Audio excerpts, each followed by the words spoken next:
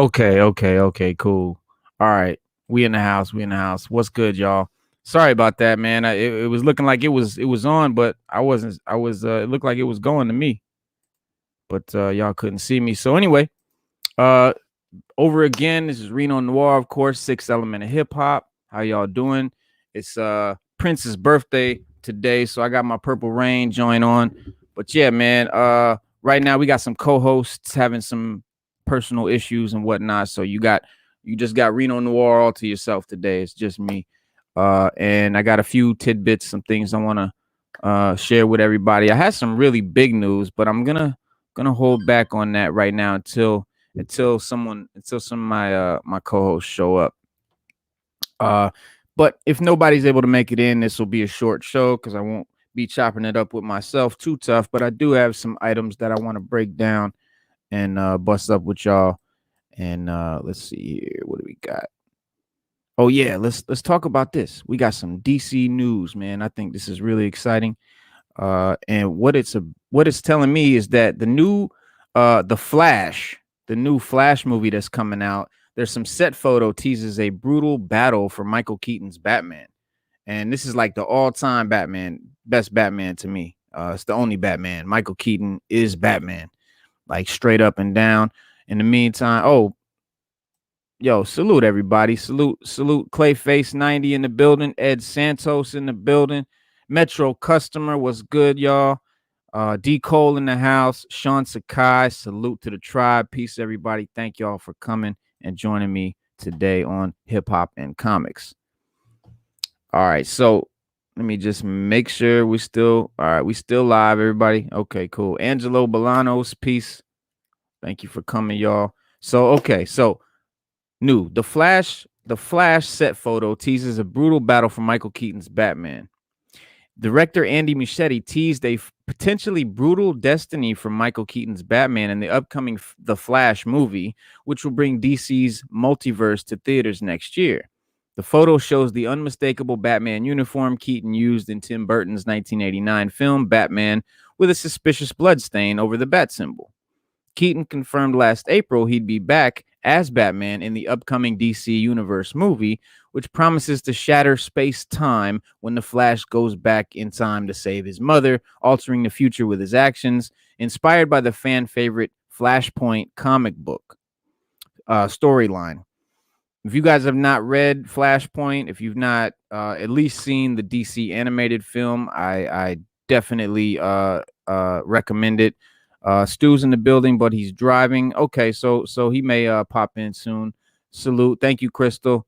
And so Flashpoint, one of the coolest stories out of DC in a long time. Just for those who haven't read it, basically the idea is that the Flash is able to go back in time and sort of change things, because in this alternate universe, Batman, well, his father, Thomas Wayne, survived the shooting in the alley that we know of, killing his parents. Thomas Wayne survived. Bruce Wayne and his wife were killed in the alley. So Thomas Wayne becomes Batman. And it's not the Batman that we know. It's a brutal, like, this dude don't care, bro. He got guns. He kills people. You know what I mean? Like, he not doing the same code that Bruce Wayne followed, man. This guy is a monster, bro. But he's dope now. That's the kind of comics I love. So I love that storyline. Yeah, the Speed Force is what helps him travel through time. Martha became Joker. That's right. She did not die, but she was thought to have. But yeah, Eobard Thawne, which is like the future anti-Flash, reverse Flash in a yellow suit, basically, real bad guy, is messing with stuff, and it's a lot to go into, but I definitely recommend reading that book before you see this movie. It's dope. If you're not reading Flashpoint, you're not doing comics right. Definitely check out Flashpoint. Now, the movie, The Flash, is a central movie for the future of DC on theaters. As the new shared universe Warner Brothers intends to build, will use its storyline to clear the slate and move beyond the Zack Snyder era of DC movies. As we all know, Keaton played the best Batman in 1989's Batman and the 1992 sequel, Batman Returns, which was dope. Michelle Pfeiffer, Catwoman, forget about it. However, the actor left the part after Burton was replaced by Joel Schumacher. Big mistake on the third Batman movie, which Warner Brothers wanted to be more kid-friendly, which I suppose it was. I was not a fan. But The Flash will disregard the events of Batman Forever and Batman and Robin, only taking the two movies that Keaton starred in as part of the canon, which is just great news.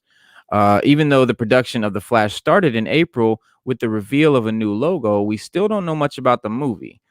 Muschietti is keeping the lid closely tight on this project, which is probably for the best, as early spoilers could ruin the multidimensional surprises the film is bound to have.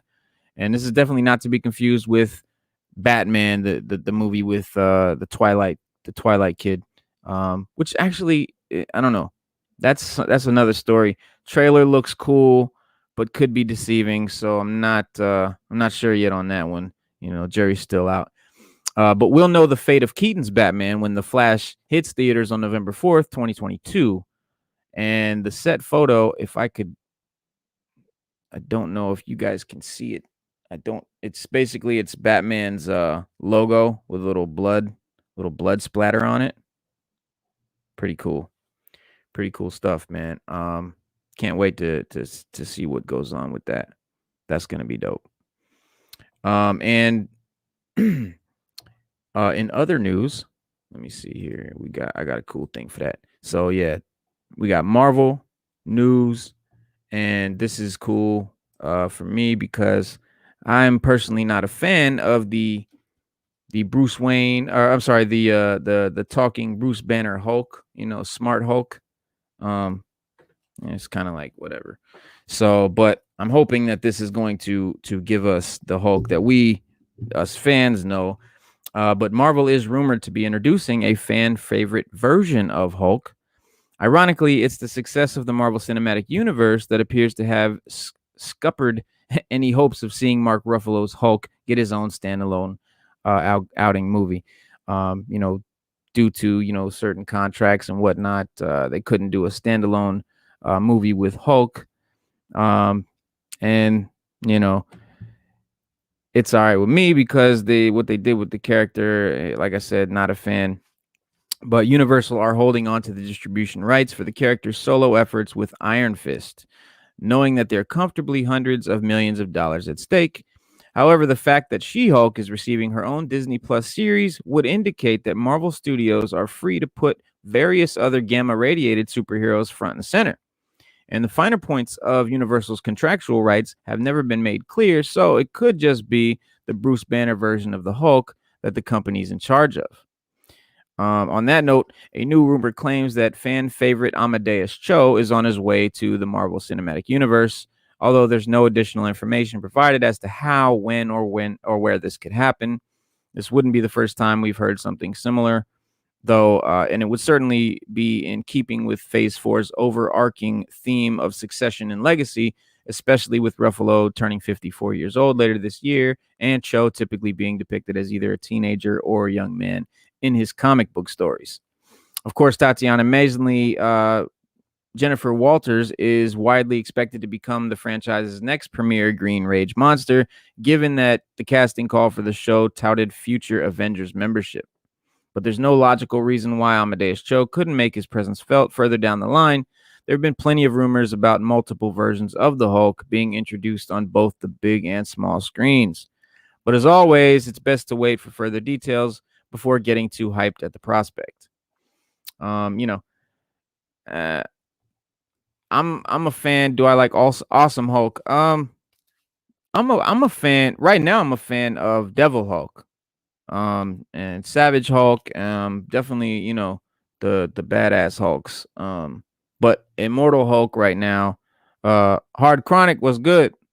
Immortal Hulk right now is I think one of the best things in comics, period. Definitely got to get out there and read Immortal Hulk. And I am reading Maestro as well. Crystal, I did not read the latest issue yet, but it's definitely on deck. Trying to get all this stuff read is quite a task. You can see that's just some of it right there on the floor. But I try to read and stay up. But yeah, Maestro is a big favorite of mine. Devil Hulk, all the beasts. You know what I mean? The badass Hulks. Um, Hulk from Thor: Love and Thunder. It was cool, but nah, I mean, I like that Hulk. I mean, that Hulk that was a pretty good Hulk. I like that version. Uh, the only one I'm really not a big fan of is the one where he's just really smart. Just seems like it's Bruce Banner, but green and big. Kind of defeats the whole Hulk thing. Doesn't really float in my boat. You know what I mean? Um. But the next thing I wanted to tell y'all also, I'm really excited for this, and I was trying to wait on Stu to come in. Crystal, is he gonna come in? Is he gonna join us? Yeah, Clay, Red Hulk is coming. And Red Hulk is dope too. I just bought that first appearance comic. I'm happy to have that joint because Thunderbolt Thaddeus Ross, the general. Yeah, I meant Thor Ragnarok. Yes. Thank you, Clayface. Yes. But yeah, Red Hulk is dope, and we're gonna probably see him in the MCU. We're probably gonna see the Thunderbolts, which he's the kind of leader of. He's definitely a beast. Crystal, we're coming back from Florida. Okay, that's cool. Yeah, no, if he can pop in at some point in time, that's cool. If not, that's cool. Yeah, Metro, Sweet Tooth. I definitely do want to discuss Sweet Tooth. I have not yet gotten to see the show, but I have gotten to kind of read through sort of the synopsis and the little bit of the comics and stuff like that, but I haven't really gotten dug into the story, you know what I mean? But yeah, I do. It looks dope. Big Netflix joint. It's called Sweet Tooth. It's about a dystopian future where some mutation has entered. I guess the polar ice caps melt, and yeah, it does look really good. The polar ice caps melted in the future and released some new virus that humans have never seen because it was frozen during the ice age, and it's busting out now because the ice caps melted, and the effects of it, I don't know if it's people that got the disease and survived it, or if it's children of people that have had the disease. Again, I haven't gotten into the details of it, but they turn into the babies are being born rather with animal parts, like animal, not parts, but they're actually like part animal. So like one baby has a beak and wings and feathers, but other than that, it's a human baby. The main character is a deer, like like Bambi, and he's like got the deer nose sort of thing, some antlers. Other than that, he looks like a human. And I don't know much beyond that. Beyond the basis of it, beyond the fact that these animal humans that are being born. But it looks really dope. The comic is wildly popular. But yeah, I can't wait to get into that and start watching that, Metro. Good recommendation, bro. Clayface, it's a Sony Marvel movie, not a MCU movie. What is?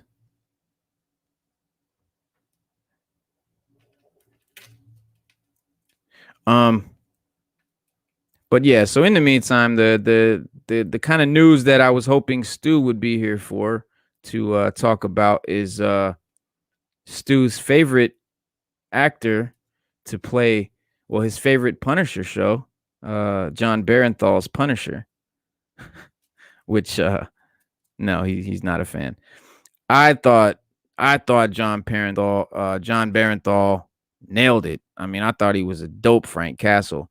Now, do I wish and do I agree with Stu that the Punisher show should have had way more violence and Frank should have been way more brutal and a lot less, detective-y? Absolutely. 100%, no doubt. Absolute. But for what they were able to do, I personally thought that Berenthal nailed it. Dude's a great actor, and he just kind of has that rage, down pat. Like he portrays rage really well, I think, and I think that's important for a Frank Castle. But they're talking about that he'll be back portraying that Punisher in Moon Knight. Yes, Metro customer, that's the news for a character that Kevin Feige hasn't even publicly mentioned the name by name. There's been an awful lot of talk surrounding the potential future of the Punisher as part of the cinematic, the Marvel Cinematic Universe. The 2-year hold following Netflix show's cancellation has long since expired, but even before then, we'd been hearing plenty of chatter about how, when, and where Frank Castle would make his latest comeback. Nothing concrete has been teased yet, never mind confirmed, but the smart money would be on Jon Berenthal keeping hold of the role, given how popular his stint proved to be with both fans and critics. Yes, Clayface, I think that Punisher series was the ish, and so do a lot of fans. Stu is the first guy I've ever heard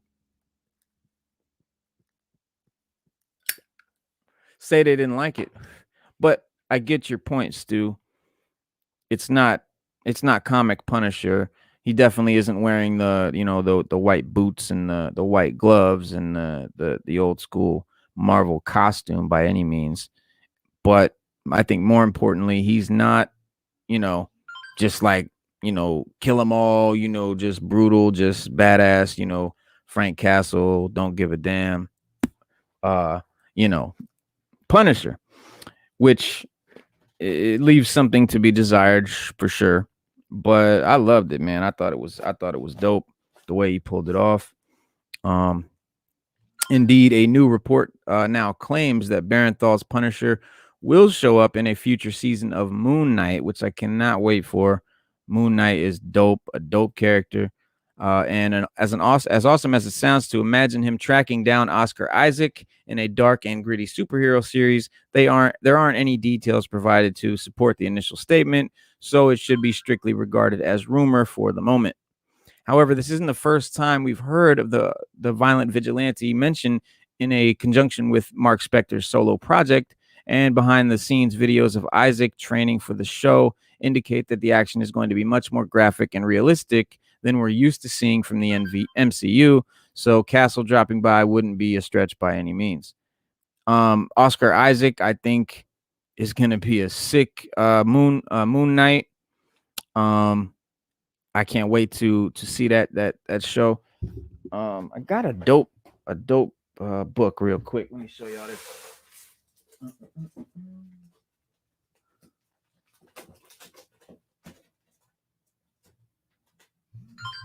Real quick. Shout out to my man Dad and Daughter Comics, my man Jacob from Dad and Daughter Comics for the Moon Knight #1 pickup. Hell of excited to get that. Yeah, man. It's not, of course, Moon Knight's first appearance, but definitely a dope book. I've got also Moon Knight #15, which I think is a even cooler cover, one of the dopest covers, in my opinion. This guy is really blowing my phone up, isn't he? Let me turn this down for y'all. Sorry about that. But yeah, I think I can't wait for Moon Knight. And Jon Berenthal being in it, Punisher being in it, I think that's gonna be dope. Yeah, it does remind me of the Hobgoblin first appearance, Clay. Yeah, you saw it on Pawn Wars too. Yep, 9.8. Mm-hmm. Now this ain't a 9.8 by any means, but it might be like a 9.0, which is still you know, a great grade on a comic like that. Still very valuable. But definitely cool because I'm a fan, you know. And I think Oscar Isaac is a great casting choice to play him. And for those who don't know, Moon Knight is you know, he's sort of a like a he's almost like a Batman. He's almost like a Batman in a way. But he's definitely a street level. Look at this cover, man. This is sick. That's another one. Shout out to Jacob from Dad and Daughter Comics for that. That's dope. But you know, this kind of gives you more of the idea of, you know, Moon Knight's frame of mind. He looks kind of crazy there, and Moon Knight is a multiple personality schizo. Speaking of, shout out to Chronic Schizo from Instagram. But yeah, Moon Knight, he's got 3 main personalities that he flips between. He's crazy as hell, which I think is dope. But in the way that he's like Batman, he kind of, you know, he's got his gadgets and his, you know what I mean? Like, he's a street level kind of dude. Doesn't really have like a superpower, you know, no super strength, or he can't fly or any of that stuff. But his dissociative identity disorder, thank you, Clayface, makes him very interesting in my opinion. Yeah, I got some news about Midnight Suns too. But yeah, you know, not only that, but the Falcon and the Winter Soldier was slapped with the equivalent of an R rating in some overseas territories. So the MCU isn't against pushing the envelope on streaming either. For now, though, we'll just have to wait and see what the future holds for the Punisher, whether he finds himself facing off with Moon Knight or not.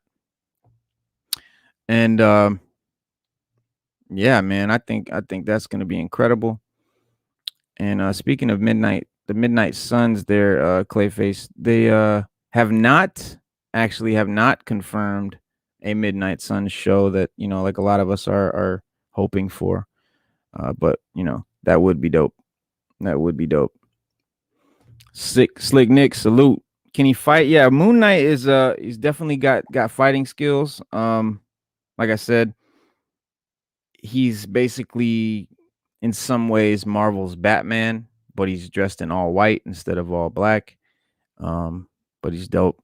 Sans Group Collectibles, what's good, bro? I need on this lot. Yo, you know what, Sans? If you want to hop in, bro, shoot me your email right now. I'll shoot you the link. You can jump in here with me right now. Dead up. Yeah, he's a boxer. Moon Knight's a boxer, so he's definitely dope with the hands. Yeah, man, R rating, I don't think it's a problem. I don't think that's you know what I mean? You know, they got Deadpool, they, you know, ain't nothing wrong with that, you know. I think it's here goes Tiger. But yeah, I think it's a DJ Tiger, salute, brother. What up, bro? Welcome, sir. Welcome. How you doing, man? Sorry for the late show, ran over. Yeah, a lot of stuff. Yeah, Mondays is always crazy. Word up. Absolutely. How's it going, though, man? Pretty good. I just sort of went over some key points, some news items. We had the Flash movie that's coming out, which will be based on like Flashpoint. They're talking about bringing there's some set photos with Michael Keaton Batman suit. I heard about that. Mm-hmm. Yeah. So he's gonna be like is he gonna be Thomas Wayne, or is he gonna be like Batman, like old Batman? Well, that's a good question. You know what I mean? But I think it'll be Michael. He'll be Batman. But you know what though, bro? That's a good point, because Thomas Wayne is a lot older, and Michael Keaton obviously now is a lot older. Yeah, he was in Flashpoint, in the animated movie anyway. He was in. Yeah. Oh, what, Bruce Wayne or Thomas Wayne? Oh, definitely. Yeah, Thomas Wayne. When they went back in Right. Yeah. He shot what's the name in the head? Zoom. Word. Yeah. Yeah, he's dope, man. I like Thomas Wayne. He ain't worried about busting. Yeah. Real good. Like I use guns. I don't know what y'all doing. Right. You fighting criminals, you fighting Gotham's worst. You better have a pistol. Yeah. But nah, they're just saying that Michael Keaton, well, let me read this. Director Andy Muschietti teased the potentially brutal destiny for Michael Keaton's Batman in the upcoming The Flash movie, which will bring DC's multiverse to theaters next year. The photo shows the unmistakable Batman uniform Keaton used in Tim Burton's '89 Batman film. And Keaton confirmed last April that he would be back as Batman in the upcoming DC Universe movie, which of course is based on Flashpoint. So, but he didn't say if he's going to play Bruce or Thomas. Well, you know what I was thinking, since you said it's the Flashpoint. Are they going to do this like a multiverse? Like he's going to be the Batman from that universe when he played him back then? Well, if they're doing a multiverse type thing. That's what I'm wondering. Yeah, because there was talk about them doing a multiverse type thing with DC also. I don't know. Well, it is the multiverse because Flashpoint and all of that. It says DC which promises to shatter space-time when the Flash goes back in time to save his mother, altering the future with his actions, inspired by the fan favorite Flashpoint comic book. And they did say something about the multiverse too. Okay. Yeah. All right. That'd be very interesting. Because I like when they do that. Just with the show, like how it's not a different universes, but they just pay homage to like when the dude that played the old Flash, right? Played his father. You know what I mean? Linda Carter, they brought her in one of the post-credit scene. So I like when they kind of pay homage to the ones that first started it. Yeah, definitely. It says the director's keeping the lid closely tight on this project, which is probably the best approach, as early spoilers could ruin the multi-dimensional surprises the film is bound to have. So yeah, it'll be definitely be going multiverse on them. Yeah, Metro said DC desperately needs to clean up their continuity. Yeah. Word up. Definitely. They're like all over the place.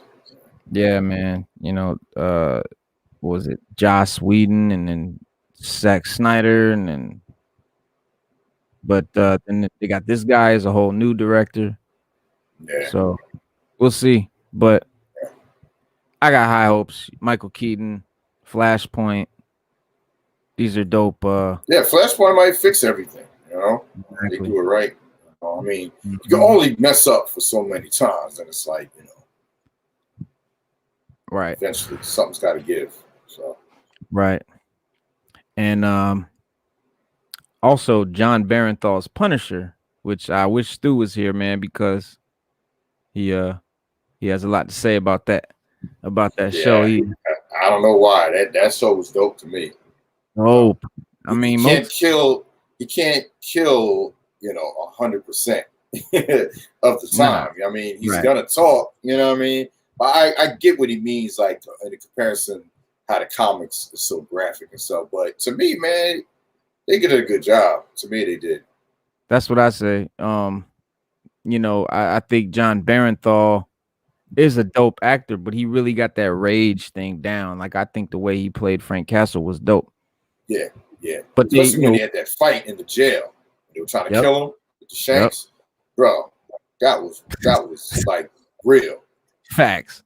You know what I mean? Facts. Slashing those dudes like that's like would go down. Someone trying to kill you in prison, like he was giving it to him, and he was getting it too. So it wasn't the superhero gets punched once. Nah, he was getting cut and everything too, like a real fight would be. But yep, yeah, man, that was dope. And like I think Stu's talking about, like, compared to the comics, and he's not wearing the old classic costume or anything. He's definitely, but they could only go so violent you know what I mean, with making it, you know, and still keeping people happy, whatnot, Netflix and all of that. But you The know, only way you can make it ultra violent is if you make it animated, like Invincible. You know what I mean? That's Bill Burr had a funny point. He said his animated show is based on, his loosely based on his life growing up with his father. And he was like, yeah, kids getting their ass kicked, and he goes, and I don't have to worry about getting in trouble because no one gives a shit about animated kids. You know what I mean? Right. Like, they're not real kids getting beat up where, someone's going to protest and complain. So when it's animated, you can pretty much do anything you want. Exactly. So, exactly. And I really wish Marvel had whatever DC has with the animation. Like, if it's a writer or a director, what do they got that's so drastically different? Yeah, they need to. Oh shoot, I forgot my phone is connected to my this damn Apple shit, man. Yeah, man. A lady got we got Apple phones. It's connected to my laptop, so when it rings, you know what I'm saying? The laptop rings. Right. Damn, it's bad enough y'all know where I'm at all the goddamn time. Right. Yep. Yeah, Stu. Okay, so Stu said, why can't they do Punisher John Wick style? Yeah, John Wick, yeah. But I think, it's a series, it's not a movie, so they tend to be a little less violent, the series is right. But they're talking about him coming back as Punisher in the Moon Knight show. That's coming. Oh, really? So he's gonna make an appearance in there. Right. And yeah, because I'm not sure, because I haven't read a lot of it. But I don't know if Punisher is if they fight each other or if they fight crime together. If anybody in the chat is familiar with that specific that specific run. But it says future holds. We have to wait and see what the future holds for the Punisher, whether he finds himself facing off with Moon Knight or not. So that kind of like how he had to fight with Daredevil. They talk shit, but then eventually they weren't really enemies, but they just had a difference of opinion. Put it that way. It might be something like that. They might throw down and then kind of help each other later on. Type thing. That's what I think too. But you never know with Punisher. Like, Punisher started as a villain. He's first appeared in Spider-Man as a villain. Spraying everybody. Word up. Oh man, Sands said that Jupiter's Legacy got canceled. Yeah. I didn't even finish it, but I had read that last week. They said they canceled it already. And I was like, damn. Man. So, that sucks because that was good. Yeah, I wanted to see a second season. It was good, man. It was different. Yeah. I like it. I'm still not. I'm still trying to finish the season, but it's good so far, man. You know what it was? I think I'm shocked that all this stuff is good because it's like it's other stuff out there than Marvel and DC. So it's like, I'm attached to Marvel so much that if I see something different, I'm thinking, oh, it's gonna be cheesy or it sucks. I thought the same thing in Invincible. So I saw that first episode. That shit got me hooked, So it's like sometimes we could be such Marvel and DC heads. Right. Think anything else won't be as good, but you gotta give it a shot. Yeah, man. Sometimes you gotta give things like a chance. Yeah.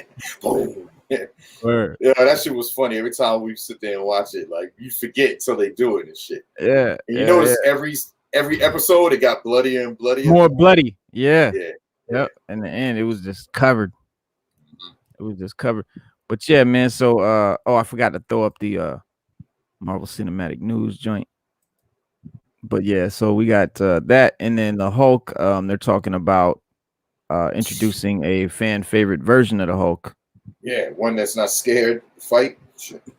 One that not super genius Hulk. But actually, it's, as I read it, I was kind of disappointed because I thought that they were saying that they were going to go with, maybe like Devil Hulk or from Immortal Hulk or that Boss Hulk. Remember he was the boss in Vegas. What do they call him? I forgot. He was gray at the time, right? Maestro. Or You talking about Maestro? Oh, you talking about Joe Fix It, the gangster? Used to Fix It. Yeah. Joe Fix It. Yeah. That would be cool. That would be cool. But yeah, but no, they're talking about Amadeus Cho, which is not Bruce Banner. It's the Asian kid. The Asian kid. Yeah. It I don't, You think they're pandering? I know they are. Okay. That's, you know what I mean? Like they gotta be. Yeah. Because all this time they've been like, yo, the Hulk, we gotta be better, this and that. Instead of just putting them back to what we love the Hulk for, right? Because of all the stuff that's happening. Right. Now all of a sudden it's not like they've been saying this before all this stuff happened in the media and the news. So it's like, yeah, man. See, that's the scary thing, man, about Disney, man. You know they're gonna pander to this bullshit. Mm-hmm. So they're just making it something organic. It's not about being, against a certain group. It's just, just do it naturally, man. Yeah, make it organic, because when it's you're making it obvious why you're doing it. Yeah, it's so obvious.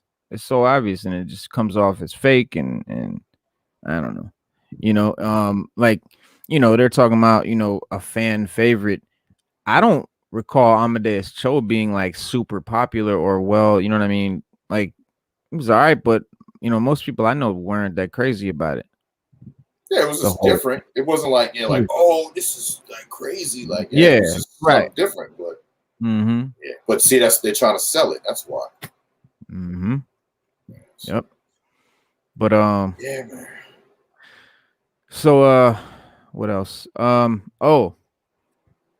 It says that they were saying Nas, who was nominated for Album of the Year, is proclaimed as one of the greatest lyricists of all time, which I already thought was a known thing.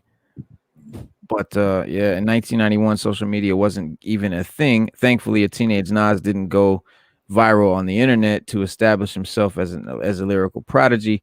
30 years after he took the streets by storm with his razor sharp mic skills, the Queensbridge Legends flow is still a national treasure. One reason why he's been nominated for a 2021 BET Awards Album of the Year, nominated for King's Disease. But yeah, they it's a dope article, but yeah, y'all should check it out. It's on BET Live. It's a pretty dope article. Talking about, him coming up from Illmatic to now. What did you really think about King's Disease? I guess to answer it, I haven't gone back and listened to it, so I don't know if am I stuck in the 90s? Yeah, but I find myself going to like play tracks off of Life is Good. There's nothing. It don't grab me, man. It don't grab. And then to make it be like he had to do this, and this to now get a Grammy, which Ben said F the Grammys for years anyway, because we know that's about favoritism. The people on the board pick who they want to pick. It ain't about fan favorites. So it's like, as soon as you did an album with this producer, well, not hating on Hit Boy, but it's a producer that's in the mainstream, right? Now he's dope. Now he's got it. Yeah, Life is Good was a good album to me. Yeah, you know what I mean. But that didn't get no type of looks. Nope. But it is what it is, man. We know what it is. I know Nas is one of the greatest of all time, and I didn't need the Grammys to solidify that by giving him one for this King's Disease album. You know what I mean? It's kind of like they're saying, "Oh man, yo, he's dope now. He's really solidified because he got this Grammy for this album." Yeah. And I said, get the fuck out of here with that. Exactly. Yeah, I agree. It was Hit Boy. The award was for Hit Boy. Yeah, I think so too, Metro. Yeah, and like I said, and I'm not hating on the album or Hit Boy. It's just the politics behind it. You know what I'm saying? Like I said, they had good joints on it. The first 3, I was like, yo, it was knocking. Then they got some trappy type beat, and then the full circle joint with Cormega and Foxy AZ. That was dope. You know what I mean? Right. He got joints on there. I just don't find myself, yo, let me go and get him to play it. But now I know that it's kind of in my mind, so maybe I'll think to play a joint on there if I'm like doing a Nas set or something like that. But, you know, they're just a certain joints that just stick with me and some don't. Right. Yeah. It had a couple. Ultra Black was Diamond Onyx, Peace Queen. She says, "How do you feel, Tiger, about Sorry Not Sorry track?" That Sorry Not Sorry track, though. Sorry. Sorry. There you go. Yeah. Come on, man. That annoying ass DJ. Come on, man. Like, I'm so tired of hearing that shit. Oh man. We the best music. All right. And I'm trying to separate from 2 black men doing their thing, right, the way they want to do their thing, and the music, the song. It was for those 2 in their stature and that song, it was just it was mediocre. Agreed. It just was. Sorry, it was just mediocre. I think they could have did a lot better. What's good, Sans Group? What's good, Tiger? What's good, Reno? Chillin'. Bro. Hey man, can't call it. I see y'all out here vibing, man. I love the vibe, man. Y'all out here doing the thing, comics, hip hop. That's what I'm talking about, man. That's what it's all about. Too. I appreciate y'all. Versus 2 worlds together, Yes, yeah. sir. Yes, sir. Do y'all know each other? Nah, I don't know him. I just checking out the show here and there, and I know of y'all. So welcome to. Well, you know me from the auctions, the auctions. Yep. Oh, okay. I'm hopping in because y'all touching on all that good stuff right there. So I was like, yo, Reno, tag me in, bro. Yeah. I got you. That's what's up. Yeah. No, go ahead, bro. Oh no, I was just saying we were just talking about that Sorry Not Sorry track, that Khaled, Nas, Jay-Z. What did you think of it, honestly? Like, honestly, that whole album, it was just different. It was kind of like it was grown Nas, and while I respect it, like you said, it got a little political. It didn't take me back to Illmatic. It didn't take me back to. Oh, it's our Kid's Disease. Okay. Yeah. Okay. Yeah. So he's talking about the song with Jay-Z and Nas and DJ Khaled that just came out. Sorry, Not Sorry. Yo, I gotta go back to it. Yeah. I mean, like that. Just to do it, you're not missing nothing, but just to have heard it and know what's up. Yeah, you ain't just hear and have an opinion. Yeah. Yo, the fact that you said I ain't missing nothing, that's crazy how under the radar it is right there. You know what it is? It's the stature I look at these 2 and the song they did. It's kind of like a throwaway song. Like, let's just do this and throw it on Khaled's album. Right. You know, that's how I looked at it. Like, that's what it would have been in the 90s. Yo, that track. Yeah.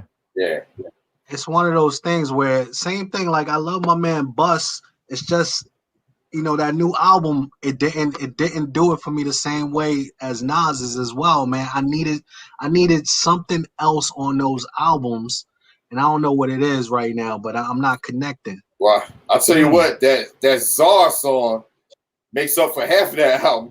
Right. I play that song, the chat room go nuts. There's a couple that's just bananas, but like I want that album where I just put it all on and it just bang, right? Like you do skip at times. Exactly, bro. I get you. Yeah, that's the way.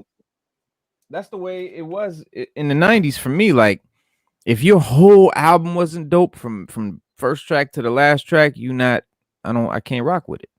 Like, I need to be able to put that joint in, let the tape flip and keep flipping. You know what I mean? Like, remember the tape how we used to flip?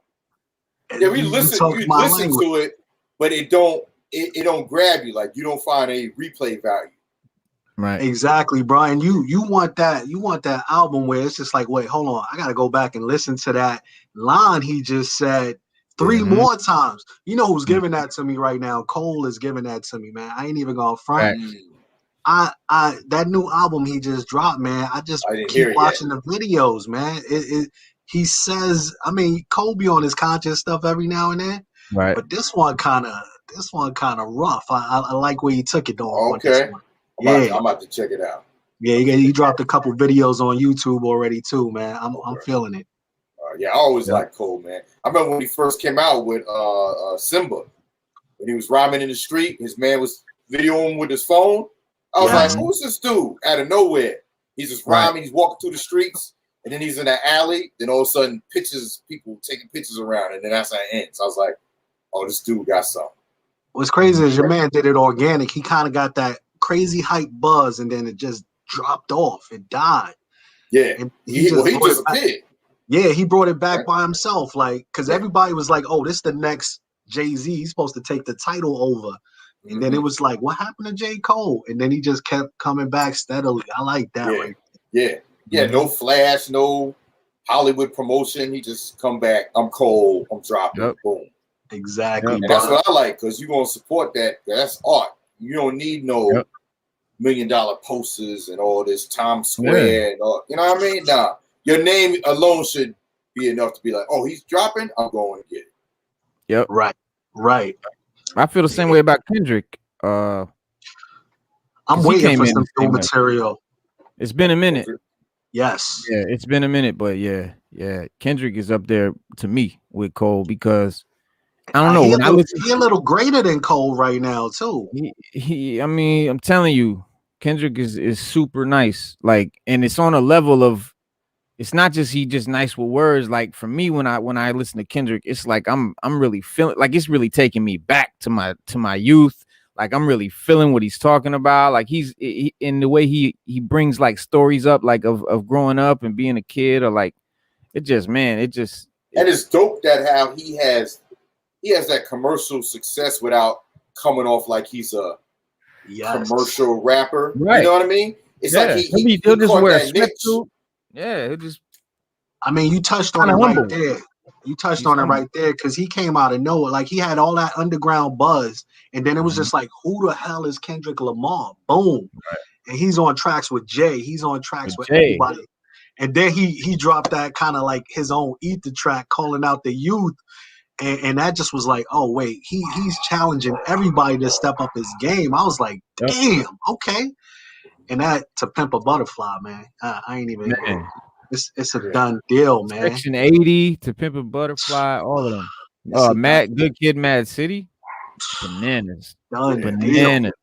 But what's crazy is, you know, even though he got all this success, like you said, the dude is humble. You don't see him like humble out there on some. I mean, that's his song. He said it right. Be humble.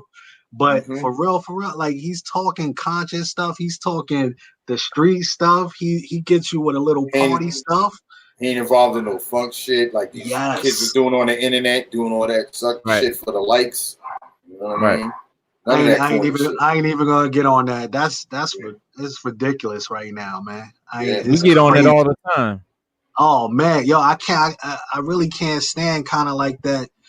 Well, everyone's talking about the clout culture chasing it. You know what I mean? Like, I got to diss this man and this man and this man to get my name out there. Yeah. So you got to damn near die, right? Yeah, let your music be your buzz, man. But that's the problem. Their music's whack. They got to do all this other shit. Yep. Stand out. They ain't got no lyrical skills. They can't rap for nothing. And then, and that's how they get on, like, shouting out names of people that been killed by their gang or whatever, and you saw that one? Yeah. Promote that like that shit is diss cool. Tracks about kids they killed and shit. Like, yo, like that don't make no sense. Where you do that at, right? It's taping like, themselves, pissing on their graves, like, really? Yo, talking about I'm smoking my man that just got killed over here. Really? That's what we doing in the streets right now?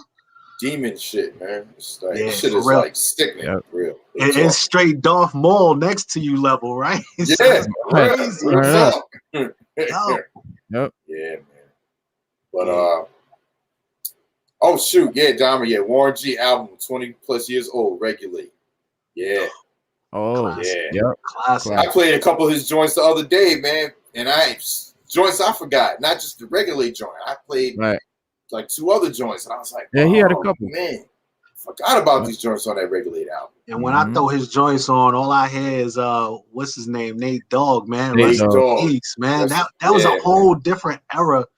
It took us completely from the East Coast all the way to that whole West Coast swing with Nate and Snoop and them. Yep. Oh man. And the vibe was like you gravitated to it too. It wasn't like, oh, I'm not from there, so I'm not rocking. Nah, you had no choice. It was dope. You had they just took it over. And I appreciate it, man. It was a different sound, different time.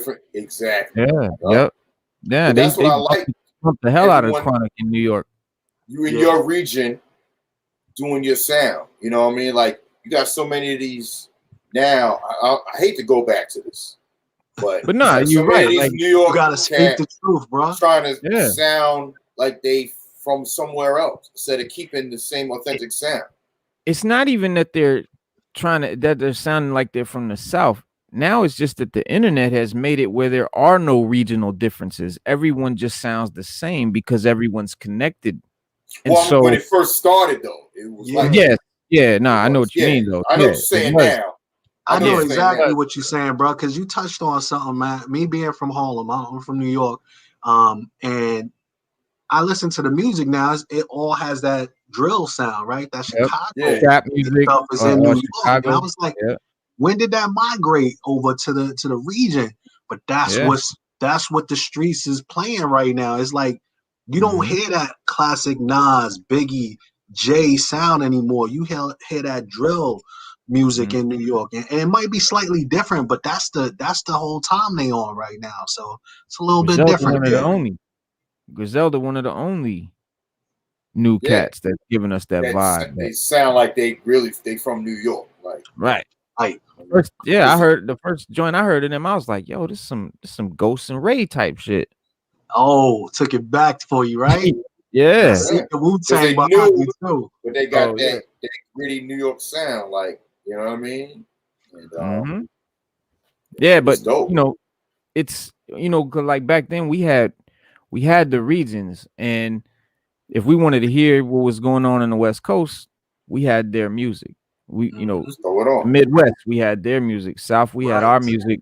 New York had their music, and it was all different because everyone wasn't just listening to everything all the time. We had to wait for them to put it out. But now with the with the internet, it's got everyone melted together, and so we don't really have those regional differences anymore, and that sucks because that was the best part about hip hop. Grumpy old men time. No, it ain't grumpy old men time. No, we're not doing it. It's real talk time. Hip hop. No, because real talk. Angelo, I feel you, Metro. Me being a DJ, growing up buying records, the sounds, the music they played was only tri-state area. Yo, from Harlem, like on the radio when they were playing Nas and Public Enemy and stuff, we wasn't hearing stuff from West Coast or down south. So when I was buying records, that's the only records they had. So I didn't know about those until years later, the internet, and then you started hearing more of the bigger artists from the South and from West Coast started getting airplay everywhere. Then I started hearing more. Then I started buying their records. But I wasn't up on old. Huh? Right? Say again? Froze. Froze. Yeah, it wasn't no problem. Like you had the Dirty South come up and they did their thing, man. The Dungeon Family, all of them. Yeah, it was that's what hip hop needed at the time. And so I appreciate every region for what they did. But I understand what you're saying, Reno. Like right now, everything is blended. So you could be from the South and you sound just like everything else. And it's there's no kind of distinctiveness about it. It's almost like you're made, the industry makes you now and says, okay, you're the next star. So and there is no in the industry, there almost isn't one, like definitely not how when we was coming up, because now, and I think the reason that a lot of this music is whack is because anybody can be a rapper now. Anybody can put their music out. All you need is a label. No label. all you need is a phone and SoundCloud. You know what I mean? You can upload your joints, and so many kids was doing that. And since kids are staying on the internet, that's what the kids was hearing, and so that's what they liked, and that's how it became popular. That's my theory on how we got all this whack music and how kids love it. It's because it was saturated all over the internet. And since you didn't need talent or skills, no A&R has to find you. They didn't have, you know what I mean? They didn't have to bring you to the label. You didn't have to get signed, and you didn't have to be dope. That song ain't good. No, you got to drop something else. Yeah, that song ain't good. You got to hit. And you got to have a following. As long as your video or what you drop get 1 million+ views, it don't matter. It's like, okay, we the worst song ever. He could just say peanut butter all day. It don't matter. As long as somebody like your cadence, we riding with you. We're gonna put some money behind you. So I mean, good chat, fellas. This is what I'm talking about, diving into it. Word. Hell yeah, man. Coming through. Hey, y'all watch that indie joint on Netflix, Sweet Tooth yet? Not yet. I was started to watch it last night.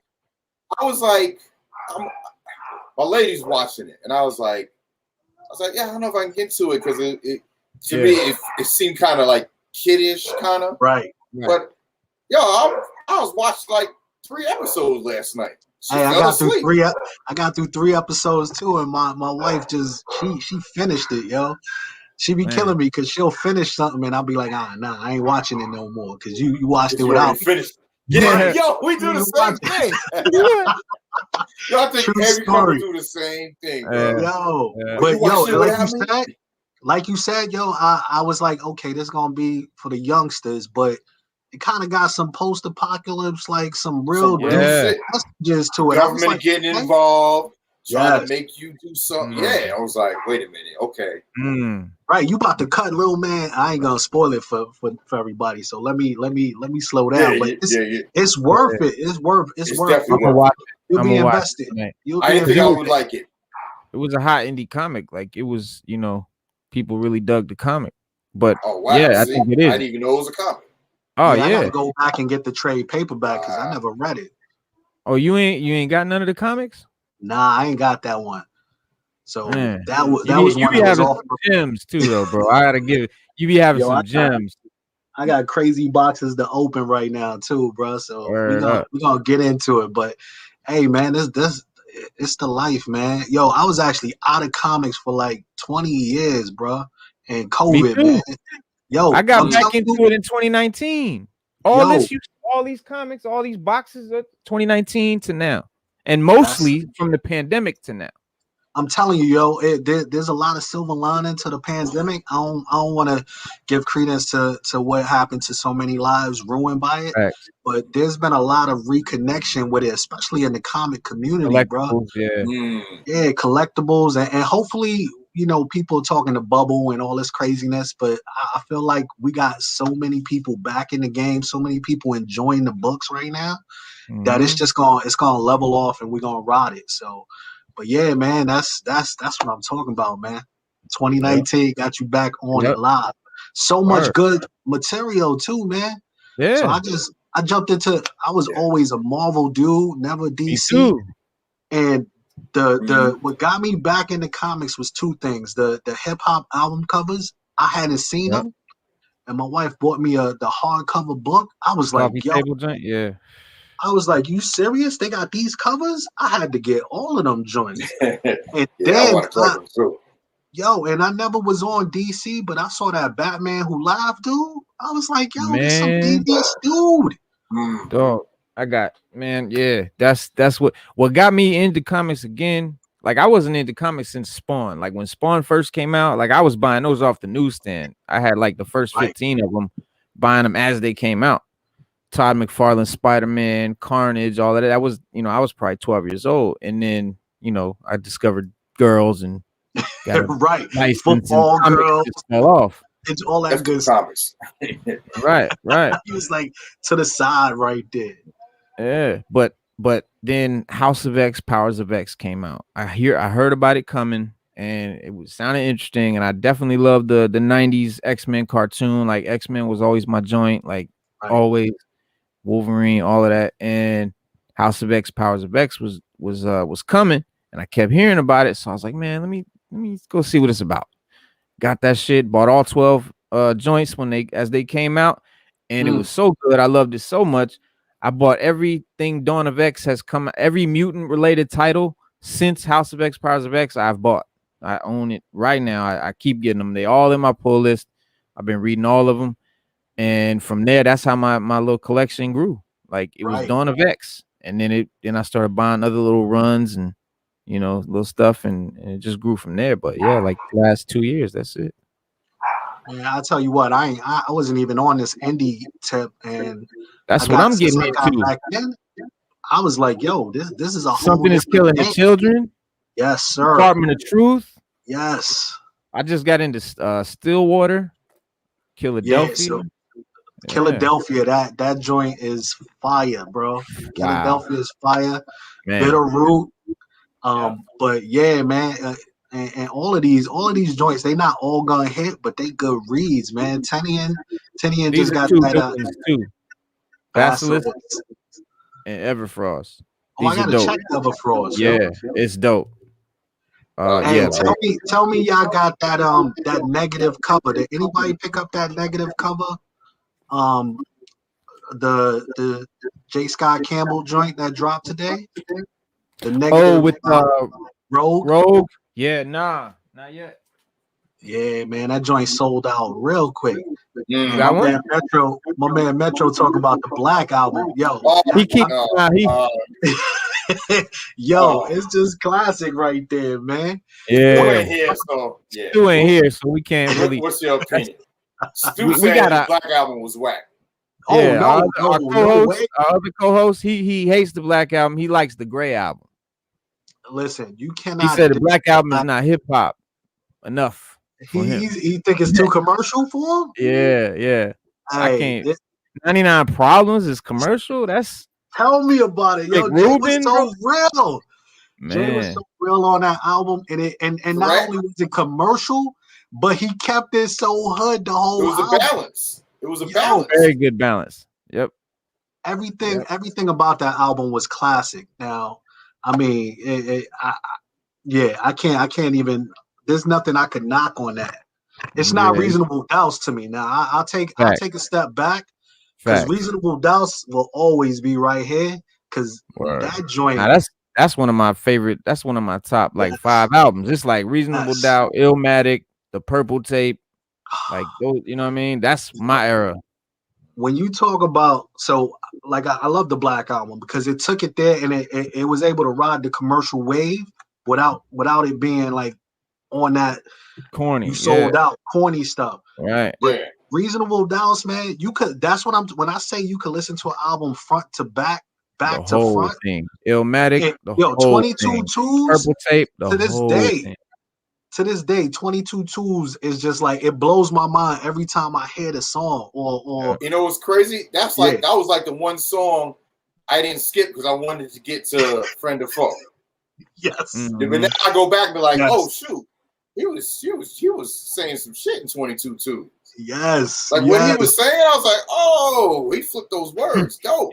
But I didn't pay attention because all the other tracks were dope. And like you said, Friend or Foe, man, you listen to that song. Primo, bro. Oh my gosh. That's a cheat code. You got Primo in your album. Guaranteed. Yo. Primo, Pete Rock. And Large Pro. Large Professor would kill it too, man. Dilla, RZA. Yeah, man. Cheat code. Yeah, I wonder what Dilla would have been had he, just not gone so soon, man. Man. So many artists, man. Like it seemed like the best ones died when they only had a project or 2 out. Big L, Big Pun, Biggie. You know what I mean? Pac L was lyrically gifted. Yo, Big L just to hear him on the mixtapes. Ridiculous. I'd be like, what? And that was Harlem stand up. Fact. Do you remember the last freestyle he did on K-Slay off the Dungeon Family beat? I'm quite sure I remember it. Watch for the know hook. I've heard it. I know. Dungeon Family joint. Watch for the hook. I'm quite sure I remember. Yes, yes. Big L, you know where the fuck I'm from. That's how he ended it. Yep. That was like the last freestyle before he got murdered. Rest in peace, Big L for life. Yeah, man. Too good. It kills me, man. It kills me because like we could have got so much more material. Pun. Oh yeah, but you know what? I look back and I appreciate them for how they impacted the game, man. Yeah, of course. We still talking about these dudes 20, 30 years later, man. That's how you leave a legacy, right? That's how you leave. Even if it's one song, you left that legacy because we here today and we pulling their joint out, right? So they'll never be forgotten. Never. That right there. If there really is a heaven and they're looking down on us, they're like, wow, thank you. Yo, you know what I mean? To hear Pun, that dude's breath control and how he would just flow. I literally was like, yo, this dude is literally. Yes, he is on. He's on track to shatter everything. To shatter everything. It was so bananas. Yeah. Yo, he was back of the actor like. And we're saying this about, like you said, Big L. I'm gonna say Big L, Biggie, and Big Pun. Mm-hmm. Rappers that barely dropped, projects. Out to the people don't realize Biggie had official projects. Biggie had one joint. Yeah, one joint before he died. Right. Exactly. Right. The other one regarded as one of the greatest. Yep, and he's one of the. That's saying a lot, man. It's not the greatest. Like people say, Biggie's the greatest of all time, and the man had one album when he died. Yeah, and whether you argue with that and believe it or not, just to put him in there with only that one album before he died is saying a lot about him. Right. Yeah, I agree with you, bro. A lot of these, these lists, people we always go back and forth like, well, he was dope or lyrical, he was dope. Just think about the people that are on that list with the body of work that they put out. To even have that achievement.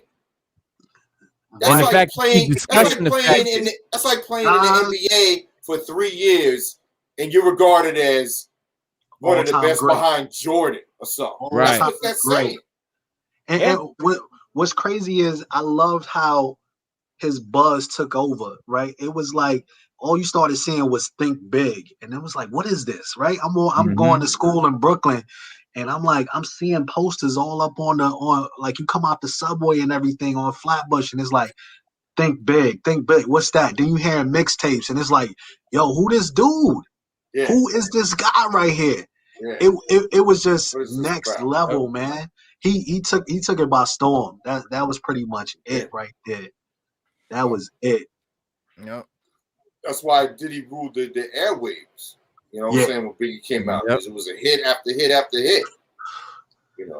You for what you might not like Bad Boy for the commercialism, but marketing product, whether it be Craig Mack all the way through, he was the Big Mac. Remember the Big Mac? Remember the box? Craig Mack?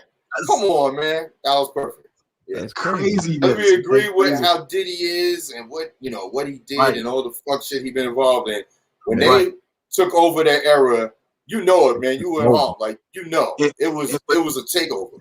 Exactly, bro. New York was so.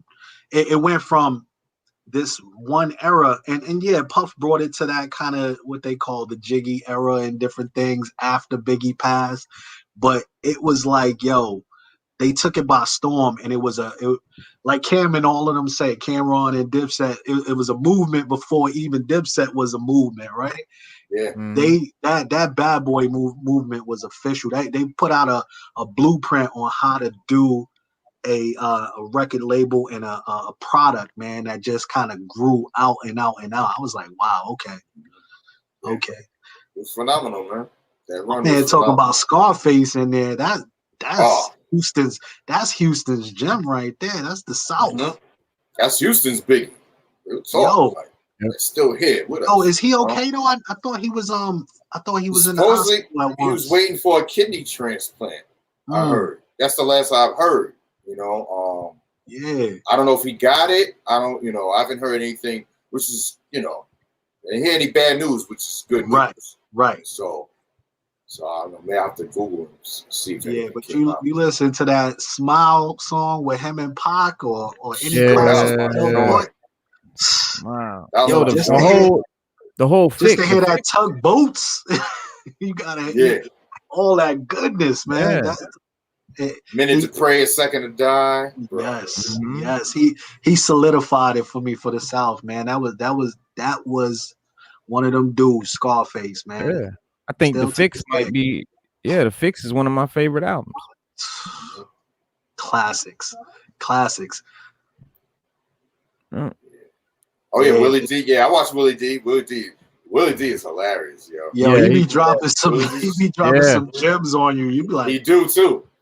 Like, oh, but he's funny because the way he talked, he was talking about someone that was it was a shootout at a basketball park. Like every time there's a game, there's a shooting, and it was like, and this dude, someone that got shot, still went to the park, and he looked at the screen. He was like, now why would you want to go to a place where you can get shot at every week?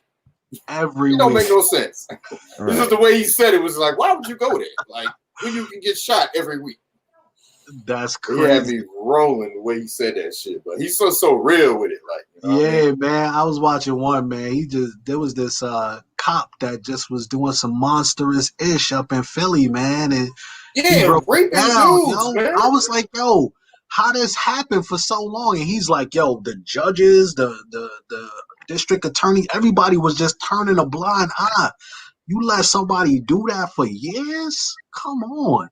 So I appreciate the knowledge. I was like, I didn't even think this man had this type of knowledge on the platform. I thought it was some wild stuff he was talking about. Like they have gossip stuff. Yeah. And I caught one. I was like, whoa, Willie D on some educating stuff. I was like, okay. Yeah, he bring out stories you don't see like in the media, like that should be. Yeah. Like that one. Like that was crazy, bro. Like, and how is he still? What kills me about that is how is he still living? As much as these gangsters is killing each other, they ain't killed this dude.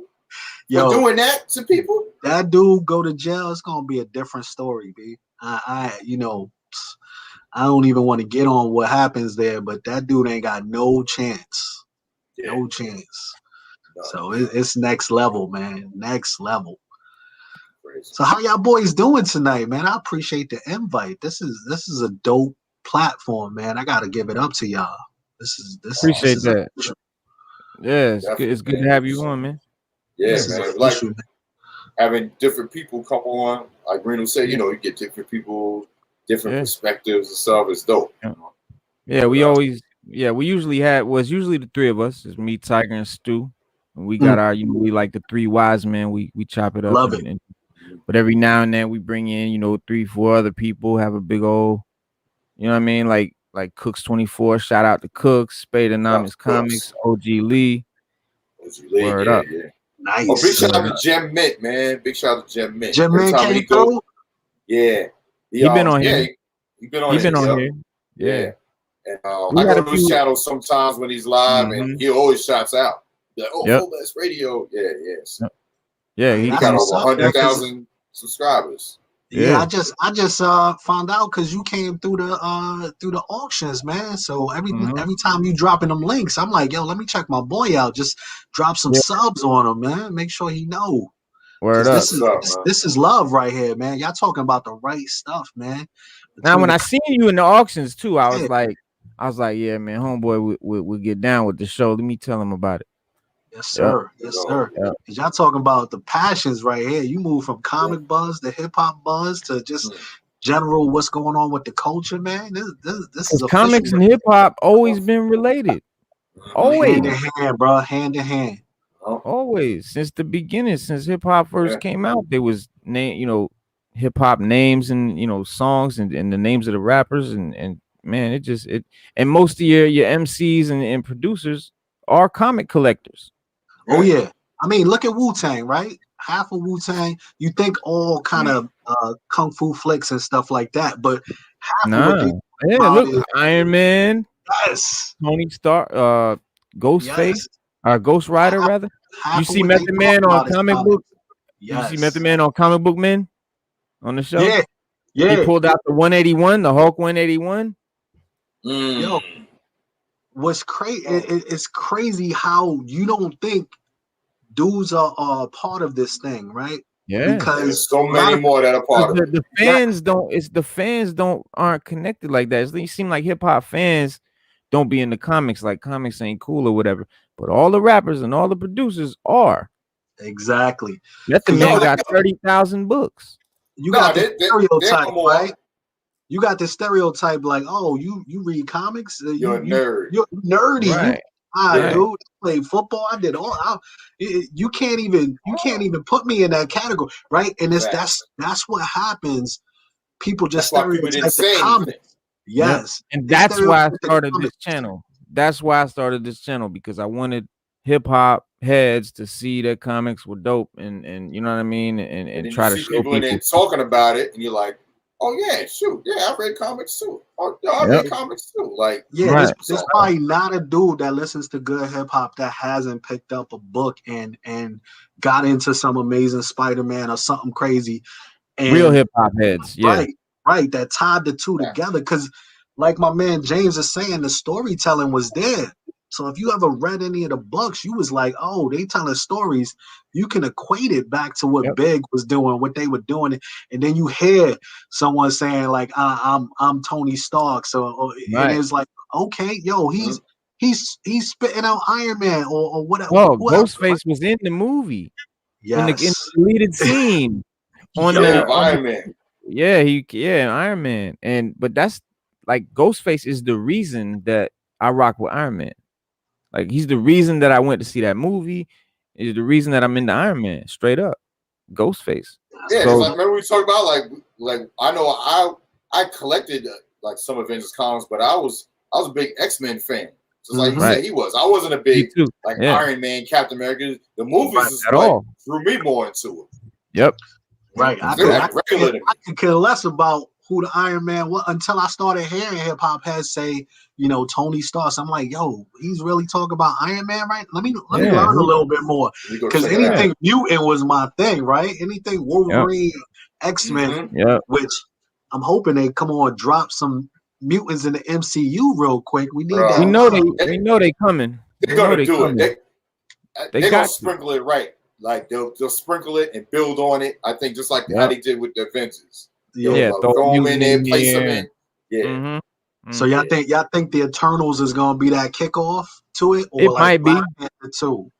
It could be. I think they might make some kind of connection. Maybe. I thought Scarlet Witch and Vision was gonna do it. I thought House of M. I thought, you know what I mean. I thought they were gonna do No More Mutants or something like that, or the reverse of it. What's good, Muncie? Oh, Marvelous Muncie's in the house. What's up, brother? Man? Marvelous. Tiger, you know Muncie Sands. This is Muncie. Muncie, this Sands. Muncie is a comic store owner with the most bananas collection you ever seen in your life. I guarantee. Man, listen. Where you at? This man got like 17 boxes full of just slabbed first appearances. Like giant size X-Men, bro. 9.6. We need a group field trip out to your spot, man. You located, Muncie? Well, yeah, Muncie, tell him the name of the shop and the address and all that. It's in Decatur, Alabama. It's the comic shop, 1815 6th Avenue. Been there. That's what's up. 28 years this year. Wow. I've owned it 14. I'm definitely coming to check it out when I come to Alabama, because I got my friend Cruz in Alabama. Mr. 4th Street, Reno from the tribe. He lives in Alabama now. So when I come, I'm definitely going to come to the shop. Come on down, man. Man, that's what's up. I love that. I'll throw you a steak on the grill and we'll BS, man. All right. Yeah. Perfect. I'll bring the beers. All right. Okay. Right. Yeah. That's what I'm talking about. I'm loving it. I'm loving it. See, y'all talking them cookouts right now, man. Y'all really just tied it all together. Because you throw a beer and a steak on the grill and talk about some books, some comics. Oh, that's a beautiful good time. And my man roll something nice in the air right there real quick. Always. It's game over. Yeah. So what's good, Muncie? What's up with you, man? Man, not much. Been running all day, man. I went to the shop and got the new books for this week and opened them up and inventoried them and mowed Nice. yard. And What we got to look stuff. forward to this week, Muncie? What's dropping Wednesday of note? Man, what was big? I know X-Men was in, new X-Men was in there, and you know, The Last Heroes Were Born was in there. Man, I can't remember. I went through it so quick because I was just inventorying it and making sure they weren't damaged before I took off, because I'm not open on Mondays. So was it any like Department of Truth or there was some independent stuff, but children or some indie stuff? No, nothing. There was some indie stuff, but nothing. None of those ones. That Something Is Killing the Children. Third trade comes out this week, though. Right, and 16 just dropped Wednesday, so yeah, 16 just dropped. Yeah. Right. And Lake House, Nice House on the Lake. Did you read that yet? Yeah. Yo, go again. Y'all collect any omnibus? Oh yeah, man. He's got a bunch of them. Yeah, because I'm seeing behind you. Oh yeah, I got some. Oh, he's got these. Most of them are in the man cave, though. Man, I want to do it, but I don't really collect. I'm like, I got all these rollers and some slabs now, man. But I'm seeing all of these. Exoswords. I just got this yesterday. I just started reading it. Yep. Nice. I just got this yesterday in the mail. I'm like, I've been waiting. I had this on my cart for like a month, and I said, just get it before it gets sold. So I got 1 through 21 in there, or 1 through. That's all Dawn of X. Yeah, I got the whole every floppy of the X of Swords. I got that long box right there is Dawn of X. Everything. And then there's a few new ones I haven't put up yet. But Muncie, I gotta ask you. Okay, so on Wednesdays I do New Comic Book Day indie reviews, and I just talk about, because every YouTuber is doing Marvel, DC, New Comic Book Day reviews, but you're not seeing like the indies. So, but most of the stuff I'm doing is actually Image and Boom, and they're considered what, Premiere, right? There's the big two, then there's the Premiere, and then there's the indies. Yeah, well, they Image isn't an indie. But why are all these? I mean, do you consider those indies? Yeah, Image and Dark Horse are still indies, but they're a decent percentage. It's because the percentage of the market is still so small compared to DC and Marvel. They still consider it indie, but they're not like. See, Al Mega's in the house, and I knew he was gonna say something, but that's Comic Crusaders right there in the chat room, and he says they're Premiere, and he always tells me they're not indie, they're Premiere. So, interesting. Al Mega, what's the list? Give me the list of premieres, because he always. No, you never heard that? What you thinking? Only like Aftershock and some of the other ones are true indie now? He said Boom, Dynamite, Dark Horse, IDW, and Image are Premiere due to sales volume is what makes them Premiere. There's like the big two, then there's the Premiere, and then it's indies. Interesting approach. I guess I've never heard that before. I guess it's just semantics, They're all independent companies to me. You got the big twos, Marvel and DC, and then everything else is independent. I mean, Image has got a lot of the market share in the last 3 or 4 years, but it's still like a fraction of I don't even think it's 20%. Right. It's like 10% or something. So. He's saying stuff like Aftershock, Heavy Metal, AWA is indie. Yeah. You saw Bad Idea went out of business today. Yeah, yo, did you see that? Yeah. That's interesting though, man, because I heard so many shops just couldn't get the product. It was like you had to sign up and jump through hoops to get on it. And then they're like, nah, you don't qualify.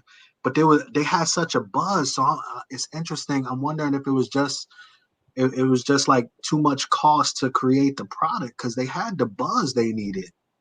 I looked at them when they had a wholesale account set up, and I was like, man, I'm not messing with this, because they were like, You had to put up posters. You could only sell them. You'd only sell one copy to every customer.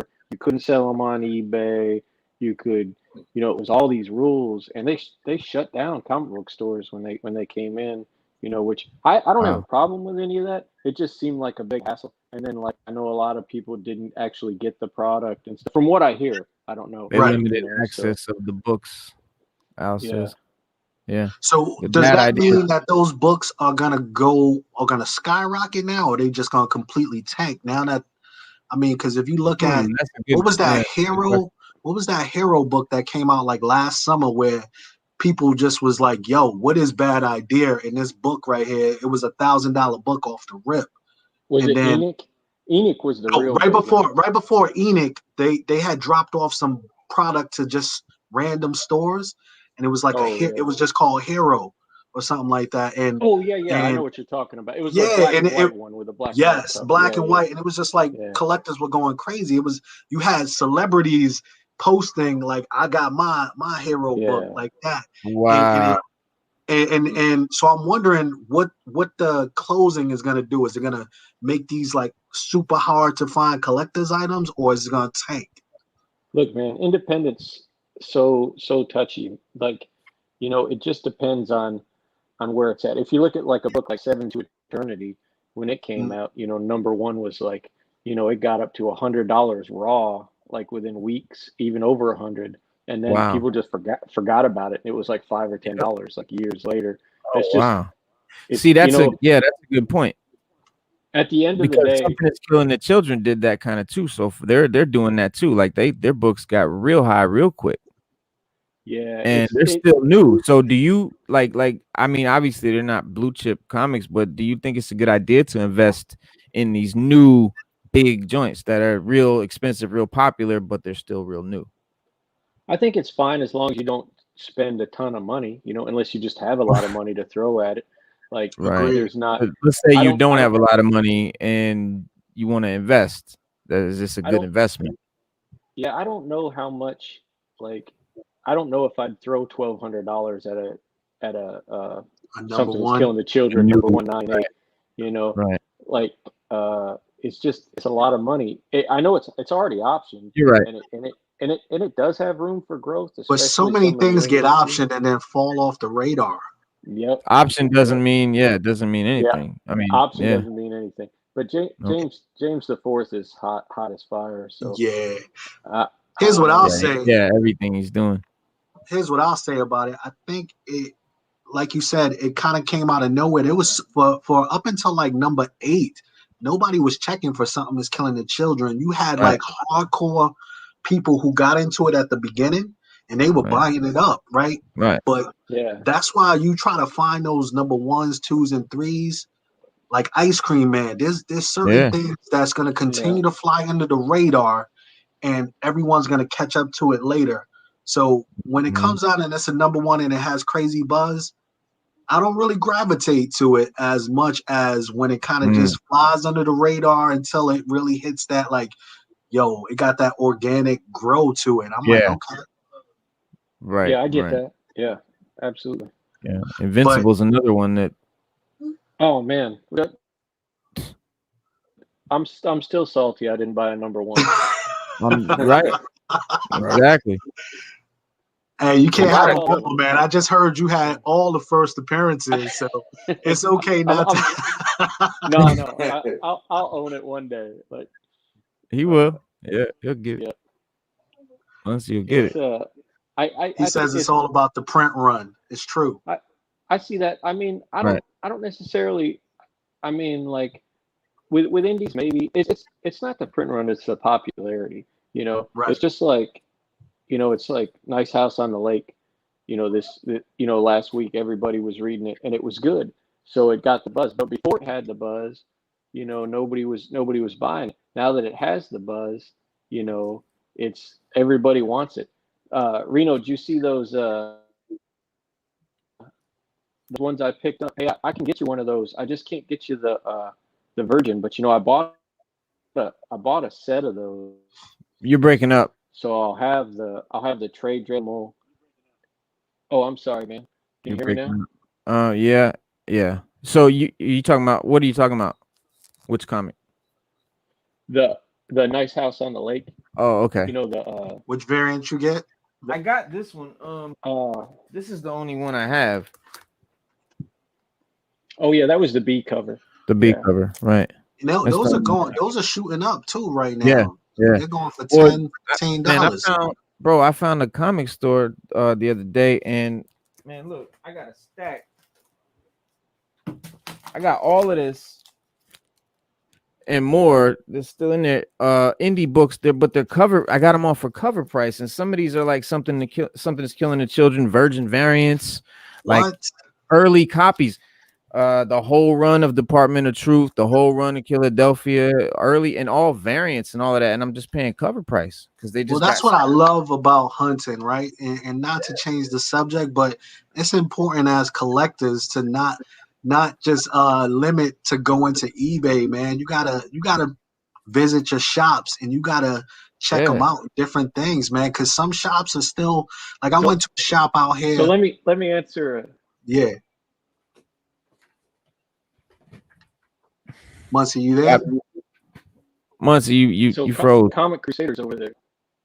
You froze. Okay, what did he say? He said, "Oh, not really, because last issues of old runs are not popular, but they're." But that's not true. Like Star Wars last issue's hot as fire, and right now Invincible last issue's hot as fire. You know, the print run. The last something is killing the children is super hot. This number 16 is hot.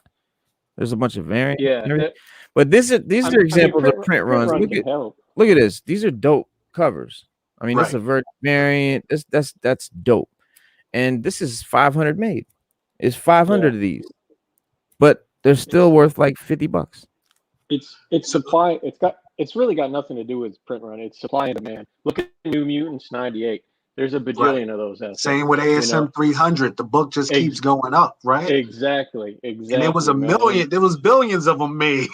Yeah, and that book is box. Yeah, that's the gold standard of comics right now. Between 181 and 300, it's like, do you have that in your collection? Right, first of all, and what grade do you have? But not only that, but everybody had an opportunity to get it when it came out. It was so overproduced. And now it's still like the standard because everybody wants it. The demand is still greater than the supply that's out there, and people are just like crazy with it. Yeah, I appreciate that. Tiger, what do you think about? Go ahead, bro. No, go ahead. Oh, I was gonna ask Tiger what he's thinking about X of Swords so far. Well, I just started it, so I'm only on the only read the prelude before it goes into the first chapter. Oh, okay. So, but I'm intrigued. So, as soon as my show ends, I'm definitely gonna open it back up tonight. That's what's up. Your show? Right. Yeah. Oh yeah. I'm doing a show about 20 minutes. I'm doing a album, kind of review listening on Raheem DeVaughn, R&B guy, and Apollo Brown. Okay. Yeah, Apollo Brown. Yeah, shout out, man, to Full Blast Radio. That's DJ Tiger's channel. It's Full Blast Radio. Yeah, right after this. Straight hip hop. Well, you do other stuff. You do R&B and all of that, but mostly hip hop and only the realest hip hop. Classic. So now, are you streaming music or are you reviewing mostly? He's DJ. He be up there spinning. Yeah. Oh, nice. Oh, okay. He's nice with it. Yeah, okay. You keeping us lit all night long. I like it. I like it. I DJ I love the community, man, because I was saying I love the community because you got like D Nice giving us parties on IG. So I love how people are innovating, man, during this time. Is creating, breaking down silos, and you're changing the paradigms, man. It was like, before you had to go to this, now they bringing the party to you. I love it. Exactly. And I was doing it before the pandemic hit. I started in 2017, so that was like right when COVID hit. People were already starting to follow, and then they followed even more because they were inside. So it got even better. So I just they always say it's as bad as COVID didn't want that to happen to people. You know, something always good comes out of something bad. You know, Right. So, just grateful that I was able to just maintain this and met people. You know what I mean? Like, who knows if it didn't happen, man, I wouldn't even met y'all. You know, I would met Reno started my channel. I might have still been working my warehouse job. You know, and so I might not even have, you know, I because I started the Sixth Element before, but it never went nowhere. I wasn't getting no views, and I didn't know how to get views or generate any of that. And if you didn't really start on YouTube, you know, like 2017 or earlier, it's very hard to break in. I mean, very hard. The way they got the algorithm, like a niche. Yeah, unless you got a niche or some money behind you or something. But then I found Full Blast Radio, and I was in there in the chat room, and one day we was in there chopping it up about comics, and Tiger's spinning, but I guess he saw in the chat what we was talking about, and he stopped. He was like, got on the mic. He's like, "Hey, listen, man, we gonna get on Zoom after this, man, and chop it up, man, and talk about comics, man. That's what's up." And we did. I love that. We did that, and we've done it every week since. That's what this is. Yo, that's how you connect the dots. That's been 8 months ago. I was just looking today. That was 8 months ago, September. Connected the dots. Yo, I got a question about YouTube though. The brothers from CBSI, and I feel like they got every channel related to comic books on YouTube. Do you feel like that's any bit of market manipulation or anything of that nature?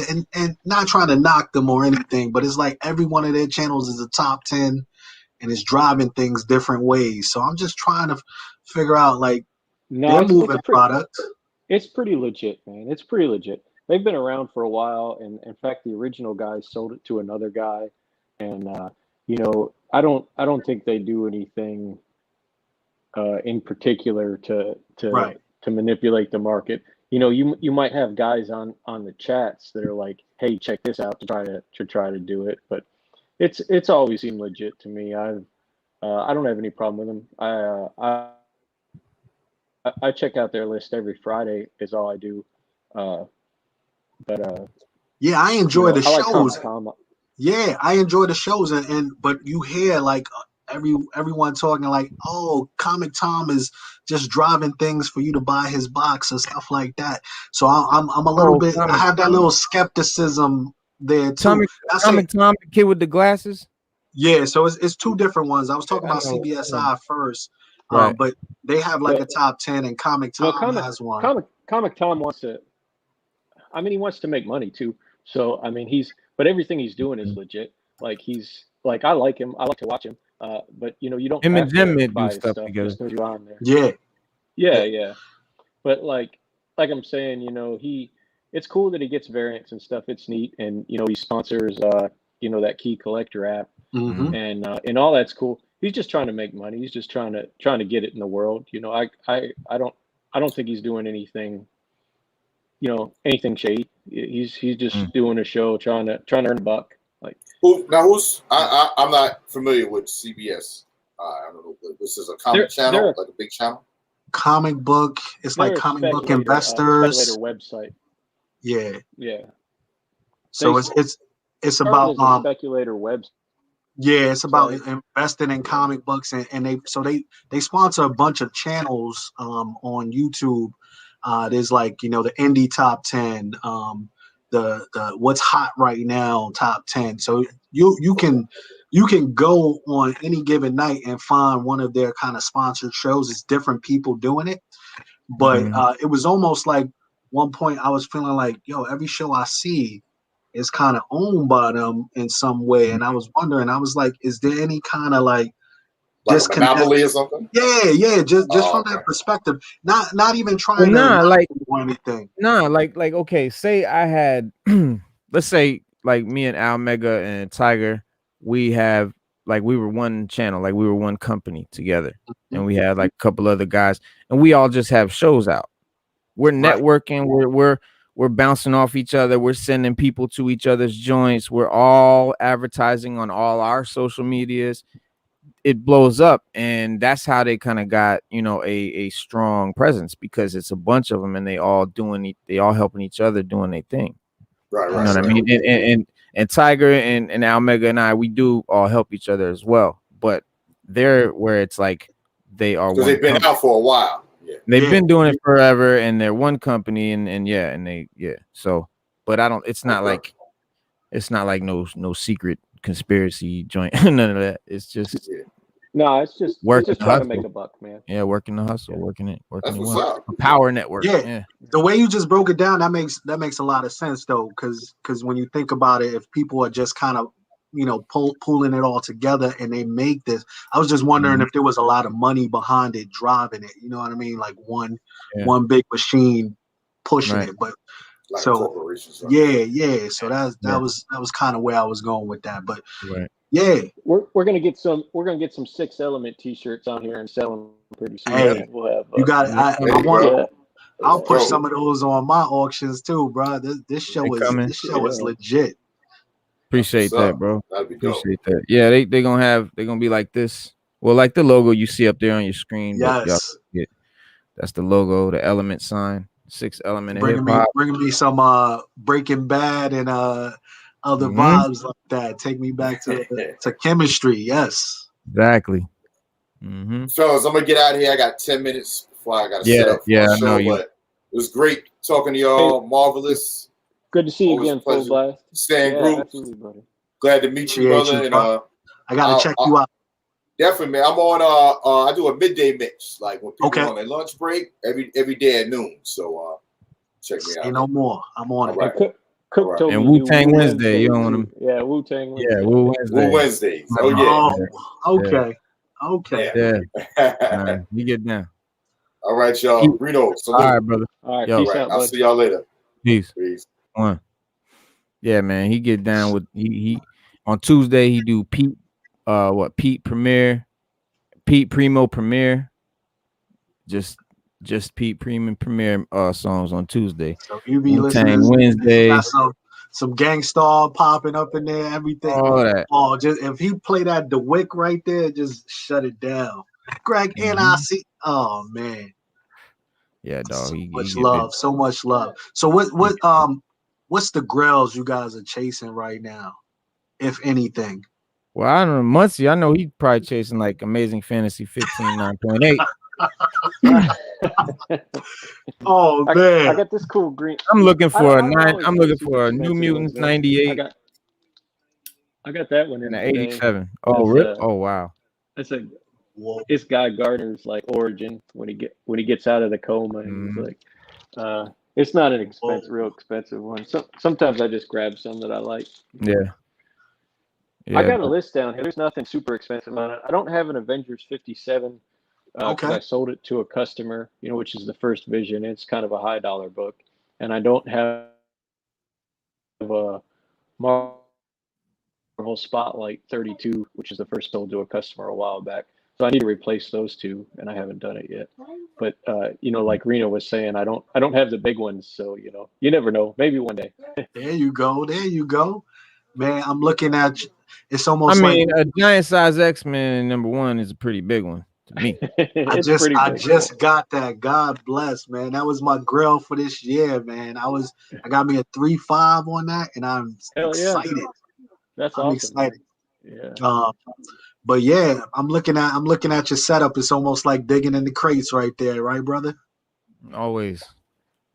Oh, there you go with that New Mutants right there. So this is my I'm gonna get it one day soon, Grail. And this is my ultimate. I probably never owned facsimiles. Right these ain't If these was for real, they'd be slapped. I would have slapped them immediately. But yeah, they but even these are going up. Because they're pricing out, right? They're pricing out. You can't get to the originals. But I'm gonna talk to you about that New Mutants 98. What is? Oh, word? Yeah, I'm gonna talk to you about that. Yeah, that's my that, and also New Mutants 87. So first up, Cable. Cable's my favorite character with Wolverine. What was Reno, I got a stack down here for you. that I got to mail to you. I just didn't go by and get a poster tube today, so I'll get it out to you this week. The Nocteras and all of that. Yeah, I got 3 Nocteras sitting down here for you, 1, 2, and 3, and then I got that stack of posters. I got 4 too. So. Oh yeah, sweet. Muncie, they're asking, are you a fan of slabs? I saw Muncie just pull out a slab, so I think he enjoys them. Yeah, you see how I got these boxes, y'all? These white boxes down here full of comics. Those are full of just floppy comic books. He got boxes that they're plastic, and they got the graded joints like this. Just boxes of these. Yeah, you talk about the BCW black joints where you just open them up and put your slabs in. Exactly. That's exactly what they are. Yep, that's exactly what they are. Yep. See, I didn't know what they were called, so I'm calling them the big black plastic joints. I don't know. Yeah. Yo, what's so interesting is I was saying I was out of the comic game for so long. When I came back, I didn't even know people were slabbing comics. I was like, I don't want that. I was like, I just want my book raw. I was like, I can't read that. Right. I was a reader. I was reading in 2019 when I first, like I said, House of X, Powers of X. I was reading like that. I was a reader. Like there's collectors, there's readers, and there's reader collectors. But I was just a reader. All of that. Right. Yeah, and then I'm learning about more. I only knew it was either collectors or readers, or maybe a mix. But it's all kinds of people in the industry, man. And you can't knock anyone, right? Because your flippers are trying to flip to get their big books, right? So a lot of people are like, oh, you poaching, or you bought up all of that. Or you just in it for money. Right, because it's like, nah, actually, bro, I spent all my money on that big book right there, or that one. And it's like, okay, that makes sense right there. But see, I never figured out how to, like, I've never been able to bring myself to part with nothing. I guess it's because it's all pretty new to me, but I've never sold a comic in my life. Nothing. And you know what? I took a look. Selling the hell out of them. So yeah. How do you go out? Do you purposely find stuff that you don't want? That's not your PC, for your PC stuff you don't care about, and that's what you sell? So I'll tell you this: if I'm picking up something, I want to get something in case it don't sell. I'll be happy with it in my PC, right? So I can't just go get that crazy book that if I can't flip it, I'm gonna have to sit on that, and I gotta look at that every day. That's not my speed. But you don't get nothing. You don't sell nothing that you really love. I do and I don't, right? Like so, I'll sell something. I'll sell something to upgrade it, right? So like, I sold my 9.4 ASM and got a 9.6. 9.6, right? Mm-hmm. And what I also learned about this game is, people want what they want. You got to respect what the market is demanding, right? So if you got an opportunity to go buy 10 copies of this book for cheap, and it's gonna help you get your next grail, now you got people that are gonna knock it, right? Like you went to the LCS and cleared out the shelf on Nice House by the Lake today, like the figure scalpers. Right.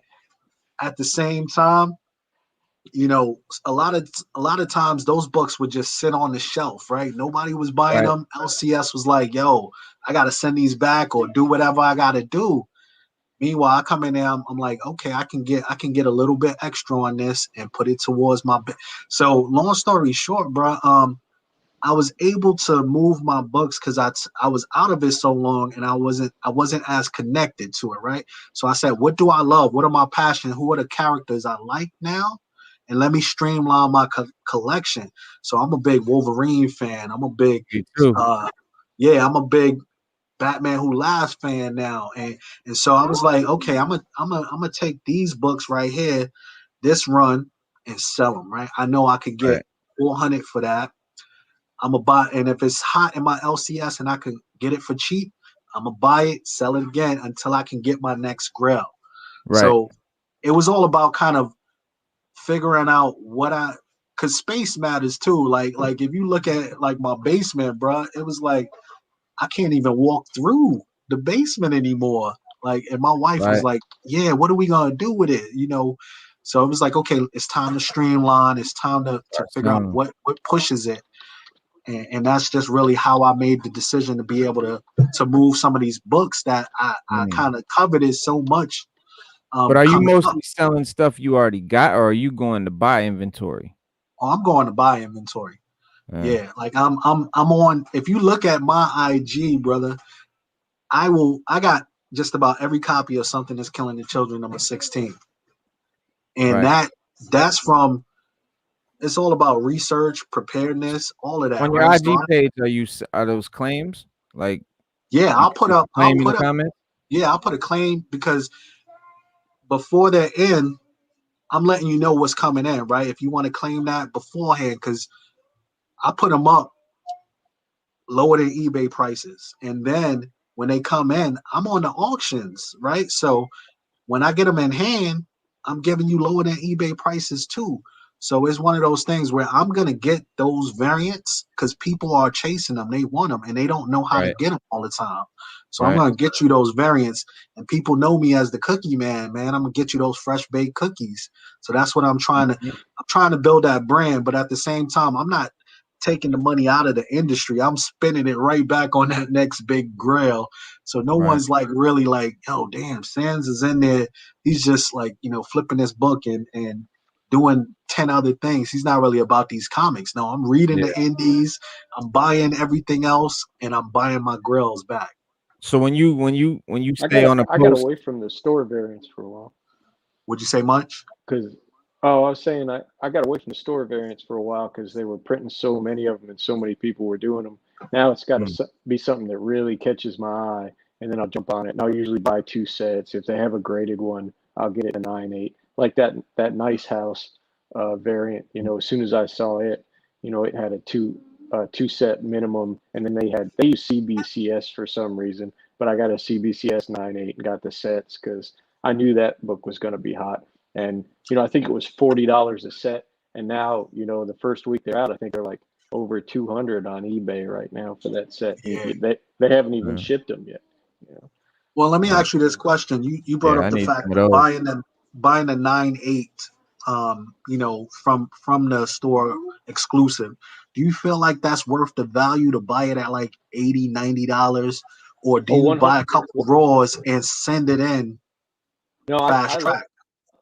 I love buying those ones for like $80. Like, I think that's a great deal because even if you have a good guy, like I've got a guy that's really good at pressing and sending them off, it's still going to cost you $40 probably for a modern book. So say that book, they're selling that book to you for $30. You're going to be $70 into it, so you might as well pay the $80 and get a guaranteed 9/8. Because your get it right now. Might not be a 9/8. Yeah, get it right. And it's going to take a month to get it now. Yeah, the way they're doing it now. Yeah. But it's like a month. It might not be a 9/8. You might get one with a little ding corner or something. See, because I buy comic. You buy them brand new, y'all. Like if y'all go to the store and just buy a brand new comic off the newsstand, that's not a 9/8 just because it's brand new. And see, I had to learn that. Like sometimes they come in from Diamond or whatever with a little corner chip or whatever. Man, don't even get us started on the dings and they come in a little bit, not 100%. So I sent a few books to CDC when I first got into it that I knew were going to be 9/8s, and they came back 9/6s. So, and some books I sent thinking they'd be 9/6s that came back 9/8s. Well, you're getting into the ambiguity. You're getting to the ambiguity of the grading market, and that's going to take us down a whole different rabbit hole because because it can fluctuate from that. Exactly. You got so many people that like, how did this book with a clear color breaking tick get a 9/8? But my book with no dings or tears got a 9/6. So it's real interesting. The grader. Yeah, like there's the subjectivity. Grader. Subjectivity on a daily basis. Yeah, this is a person looking at this book, grading it based on a list of criteria with a magnifying glass or whatever. So be careful with it. And that's what that's what we betting our money the truth on right there, man. Very much so. But the other thing that I wanted to ask y'all, what do you think of We Live right now? How are y'all Have y'all read any of it? What y'all think? No, I haven't read it yet. Is it based on the movie? They live. No. You I'm thinking thinking of They Live? Yeah, So yeah. We Live is it's an indie from is it Aftershock, and it's kind of blowing up right now. Like it's the little kids in a kind of post-apocalyptic world, and it's up to Okay, issue yeah. number 5. And for a long time, it was cover price. Again, like I said, I like those indies that just kind of ride low, and then all of a sudden it's like boom. Yeah. Now the number ones are $100, or the 1 in 15s are 100 plus. So it's really like transitioning. But the number 5s just came out, and it's like $100 dropping for the second print. So it's getting crazy. So I think that's one to put a spotlight on, good brother. Yeah, I'm gonna definitely check that out. Like another one is We Only Find Them When They're Dead. Yo, so I thought it had ended or something like that, and then I Me just too. saw they dropped the number 6. I was like, oh, I gotta get this. Yeah. So that was a good look. So I actually didn't get it until it was 5. Like when 5 was out, that's when I saw it, and I'm like, okay, this is getting a lot of buzz, and I went and grabbed 1 through 5, read them like back to back, like nonstop, like page turn. I'm like, and it was like boom, done. I'm running through them, and I'm like, damn, I wish these shits were longer. Hey, I put it on the pull list and got number 6. So it's on my pull now. That's how you do it right there, man. So yeah, I'm definitely more of an indie fan these days, but good classic Marvel. But I'm Marvel, X-Men. Yeah, that's my home. That's where I go home to. But right now I'm exploring them indie streets. But I always go home to the X-Men. Yeah, so I was gonna ask with regards to shopping at LCS, man, what was one of the best pickups you grabbed lately?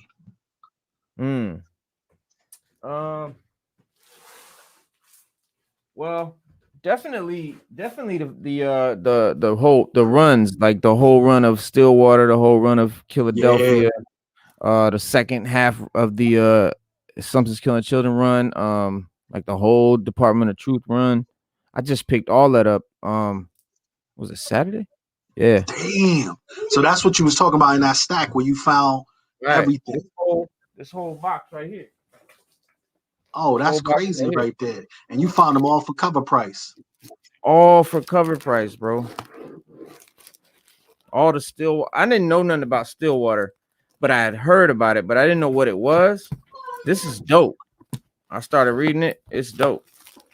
So that's what Stillwater is, with the town that people don't die, right? I don't know yet. Okay, got you. Yeah, I don't know yet. I grabbed a couple Spawn joints. The new, I'm into the War of the Bounty Hunters. I love Star Wars. That's my they got a million covers for that too, and I love it. Oh yeah, that cover's blowing up too, man. Yep. And then the cover with the black suit, and then this Philadelphia. Yes. Did you? Oh, that's the McFarlane cover right there. The McFarlane cover. Yeah, dog, and that's what I'm saying. Like they're all just sitting there cover price. Yes. Yeah, like stacks of them, and I'm like, man, they got. It's like it's like this. It's like they got number 1 or 2 or whatever, and they had a stack of them, and they probably sold most of them, but they didn't sell them all for whatever reason, because maybe the location. I don't know. It's a real kind of, I call it an upscale store. It's not like one of these where you walk in and there's just like some bins or some shelves here. Like, nah, this place is like classy. Like it's got beautiful shelving. Like the way that they got their long boxes they're in these drawers that pull out, and they're like, man, this place is like impressive type shit. Shout out to that LCS right there. Yeah, local heroes, Norfolk, Virginia. That's what's up, brother. Yeah. Oh, I did this. I grabbed the the Gambit right there. 350 with the foil and the cards, bro. card foil eyes and shit. Oh, and I just love this cover. It ain't special. It ain't valuable. Yo, But the I love that 90s cover. Ghost Rider run has some great covers to it, bro. I love Nimrod.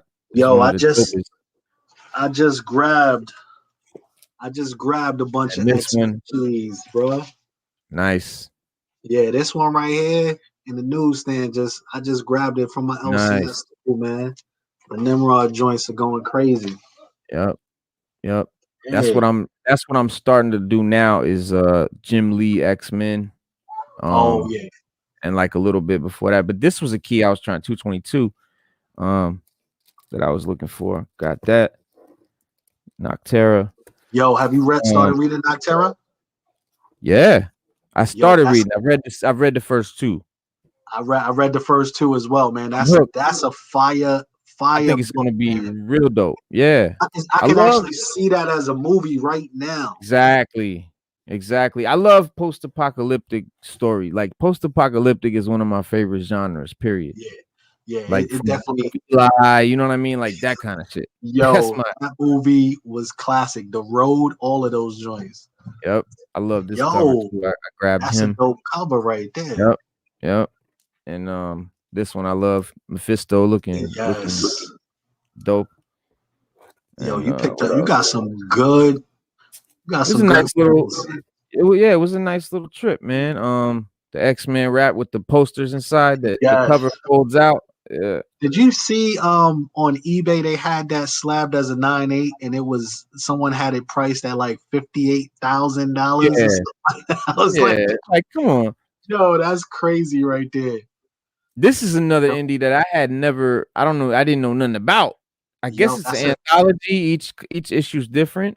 Yes. So that first issue was more about like a rock band that got kind of like a special coin. This one right here is like Friday the 13th, crazy right here. Yeah, like Camp Crystal Lake. Like I guess what I'm gleaning is that the coin will kind of go. We're following that coin. Yes. Whenever that coin is in possession of whoever, that's where the nightmare happens. It's kind of like the monkey's paw, right? Like you get these wishes, but it is definitely gonna have some negative context to it. Whatever you think you got is gonna come back to you negative. It backfire on you. Yep.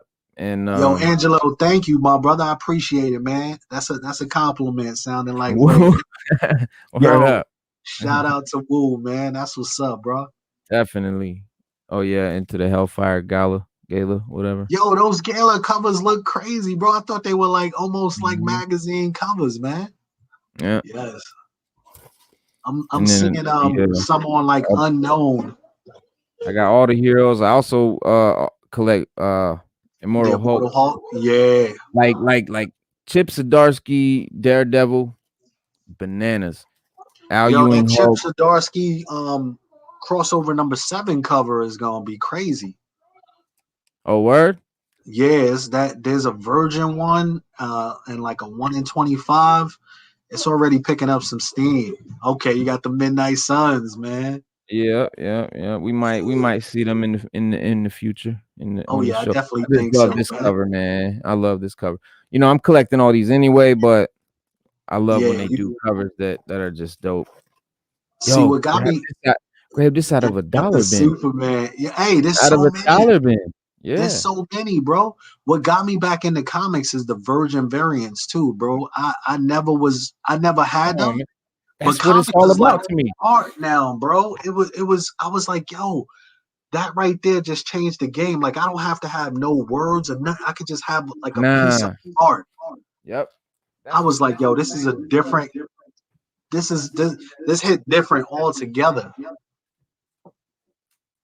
I'm gonna show you some versions right now. Yeah, man. This is how you do it, bro. I'll show you some versions right now. Yo, Virgin variants changed my game. Yeah, man. That maestro, Clayton Crane. Yeah, bro. Ooh, goodness. I had to get it. And then I discovered this cat, or I don't know if it's a chick, Jiang. G-I-A-N-G. Jon Jiang. He's fire, man, bro. this cat is insane, bro. Look at this Firefly. Yes. Man. was you so see dope. Yeah. Was the so dope. details. You can tell the artist now. Like it's so like you could tell the art like, oh, that's a John Jiang or It's like hearing a rapper's voice and knowing exact that's a Josh Middleton and it's so crazy to call it out and see it. Yes, Tyler Kirkham right there. Yo, the books. Oh yeah. That Wolverine versus Blade cover, man. Goodness. And that's my favorite Wolverine suit. Right. Goodness, Maybe right there. tied with the brown suit, but yeah. And then the Storm Shadow was just sick. Yo, that is crazy. That's Jiang, boy. Yeah, Jiang dropped some fire, man. His Ice Cream Mans, yo. They all kind of have like this almost metallic robot thing look to it, in a way. It's like stonish. Ice Cream Man. Yeah, like the Jiang covers, like they have like this kind of stone look to it almost. I really dig his the way he puts it all together, man. Yeah, it's like lifelike, you know. Yes, that's what they're really lifelike. That's like you could tell a Frizen cover, a Jiang cover, a Kirkham. That's what's beautiful about it. It's like when I get into debates, man, like, oh, these books, these variants aren't gonna be. I'm like, I'm just collecting it. It's a piece of art now, man. You give me a Zoo Orzu, that Zoo Orzu, those covers, man, they just look like, yo, this man took his time to create something right here. So that's what's beautiful, bro. Yeah, Virgin variants, definitely. Like I went from, like I said, being a reader to a collector of Virgin variants. Yes. To now I'm starting to collect keys and looking for grails, things like that. But I wasn't even collecting for a while. And now I'm starting like I have back issues, right? And I'm looking for like any Black Suit Spider-Man covers, stuff like that. But I still buy them for the cover. Like the cover has to be dope. The cover, see, and that's, I don't like Disney covers. Like with a lot of like this is what I'm talking about. This is my type of. You see how the cover? It's just got Wolverine. Yes, just classic. It's just Wolverine. There's nothing in the background. There's no scenery. It's just a solid color. It's just a solid color. You know what I mean? Like that's what I like. Where it's like a big subject in the middle. You know what I mean? Like, so I mean, like all these, you it's get like one an Alan subject. Qua, like an Alan Qua will have like a million things in his cover. Right. And I can appreciate, but I see what you're saying about the simplicity of the art right there. Like I don't want it to look like a page. Yes. Like yes. a page. You get to live in that. But you can tell a Delgado cover, man. Like a Delgado cover, so real, so vicious. It's like, yo, when he draws a Venom or a Wolverine, it's like, oh my, I got to get that in a Virgin because, yo, the trade just won't do. Yep. Yo, but my brother, I got to hop. This has been amazing. Yeah, I'm only still on here because you are, bro. Because we usually go way before Tiger got to do his show, but we went right up to the end. But it was cool having you on, man. Chopping it up, finally getting to meet you for real. You welcome back anytime, man. Absolutely, brother. I appreciate the invite, and this has been real, man. I appreciate your show and the platform, and definitely got to check out my man Full Blast next. And to everybody, definitely. And everybody, just stay tuned, man. I got big things coming. I just finalized with Pharaoh Monch, his manager. They setting up a date. He's coming on. Yeah, bro. Get the I already had J. Rue the Damager on here. Word? I had Jimmy Palmiotti on here. I remember the Jimmy Palmiotti joint. Ed Pisker. Ed Piskor. J. Rue the Damager. Man, you taking it back to the 90s. I know. When I seen him and he mad in the comics. And I had no idea, but I just hit him up. And because I seen his YouTube and I just hit him on the comments, started talking. It's like, yo, got his info. Matter of fact, shot at the Tiger. Tiger set it up. We did the interview together. He couldn't come like on the video, but he did an audio, like a podcast. Oh, that's still fire, man. Hell yeah. When the East is in the house. Oh my God.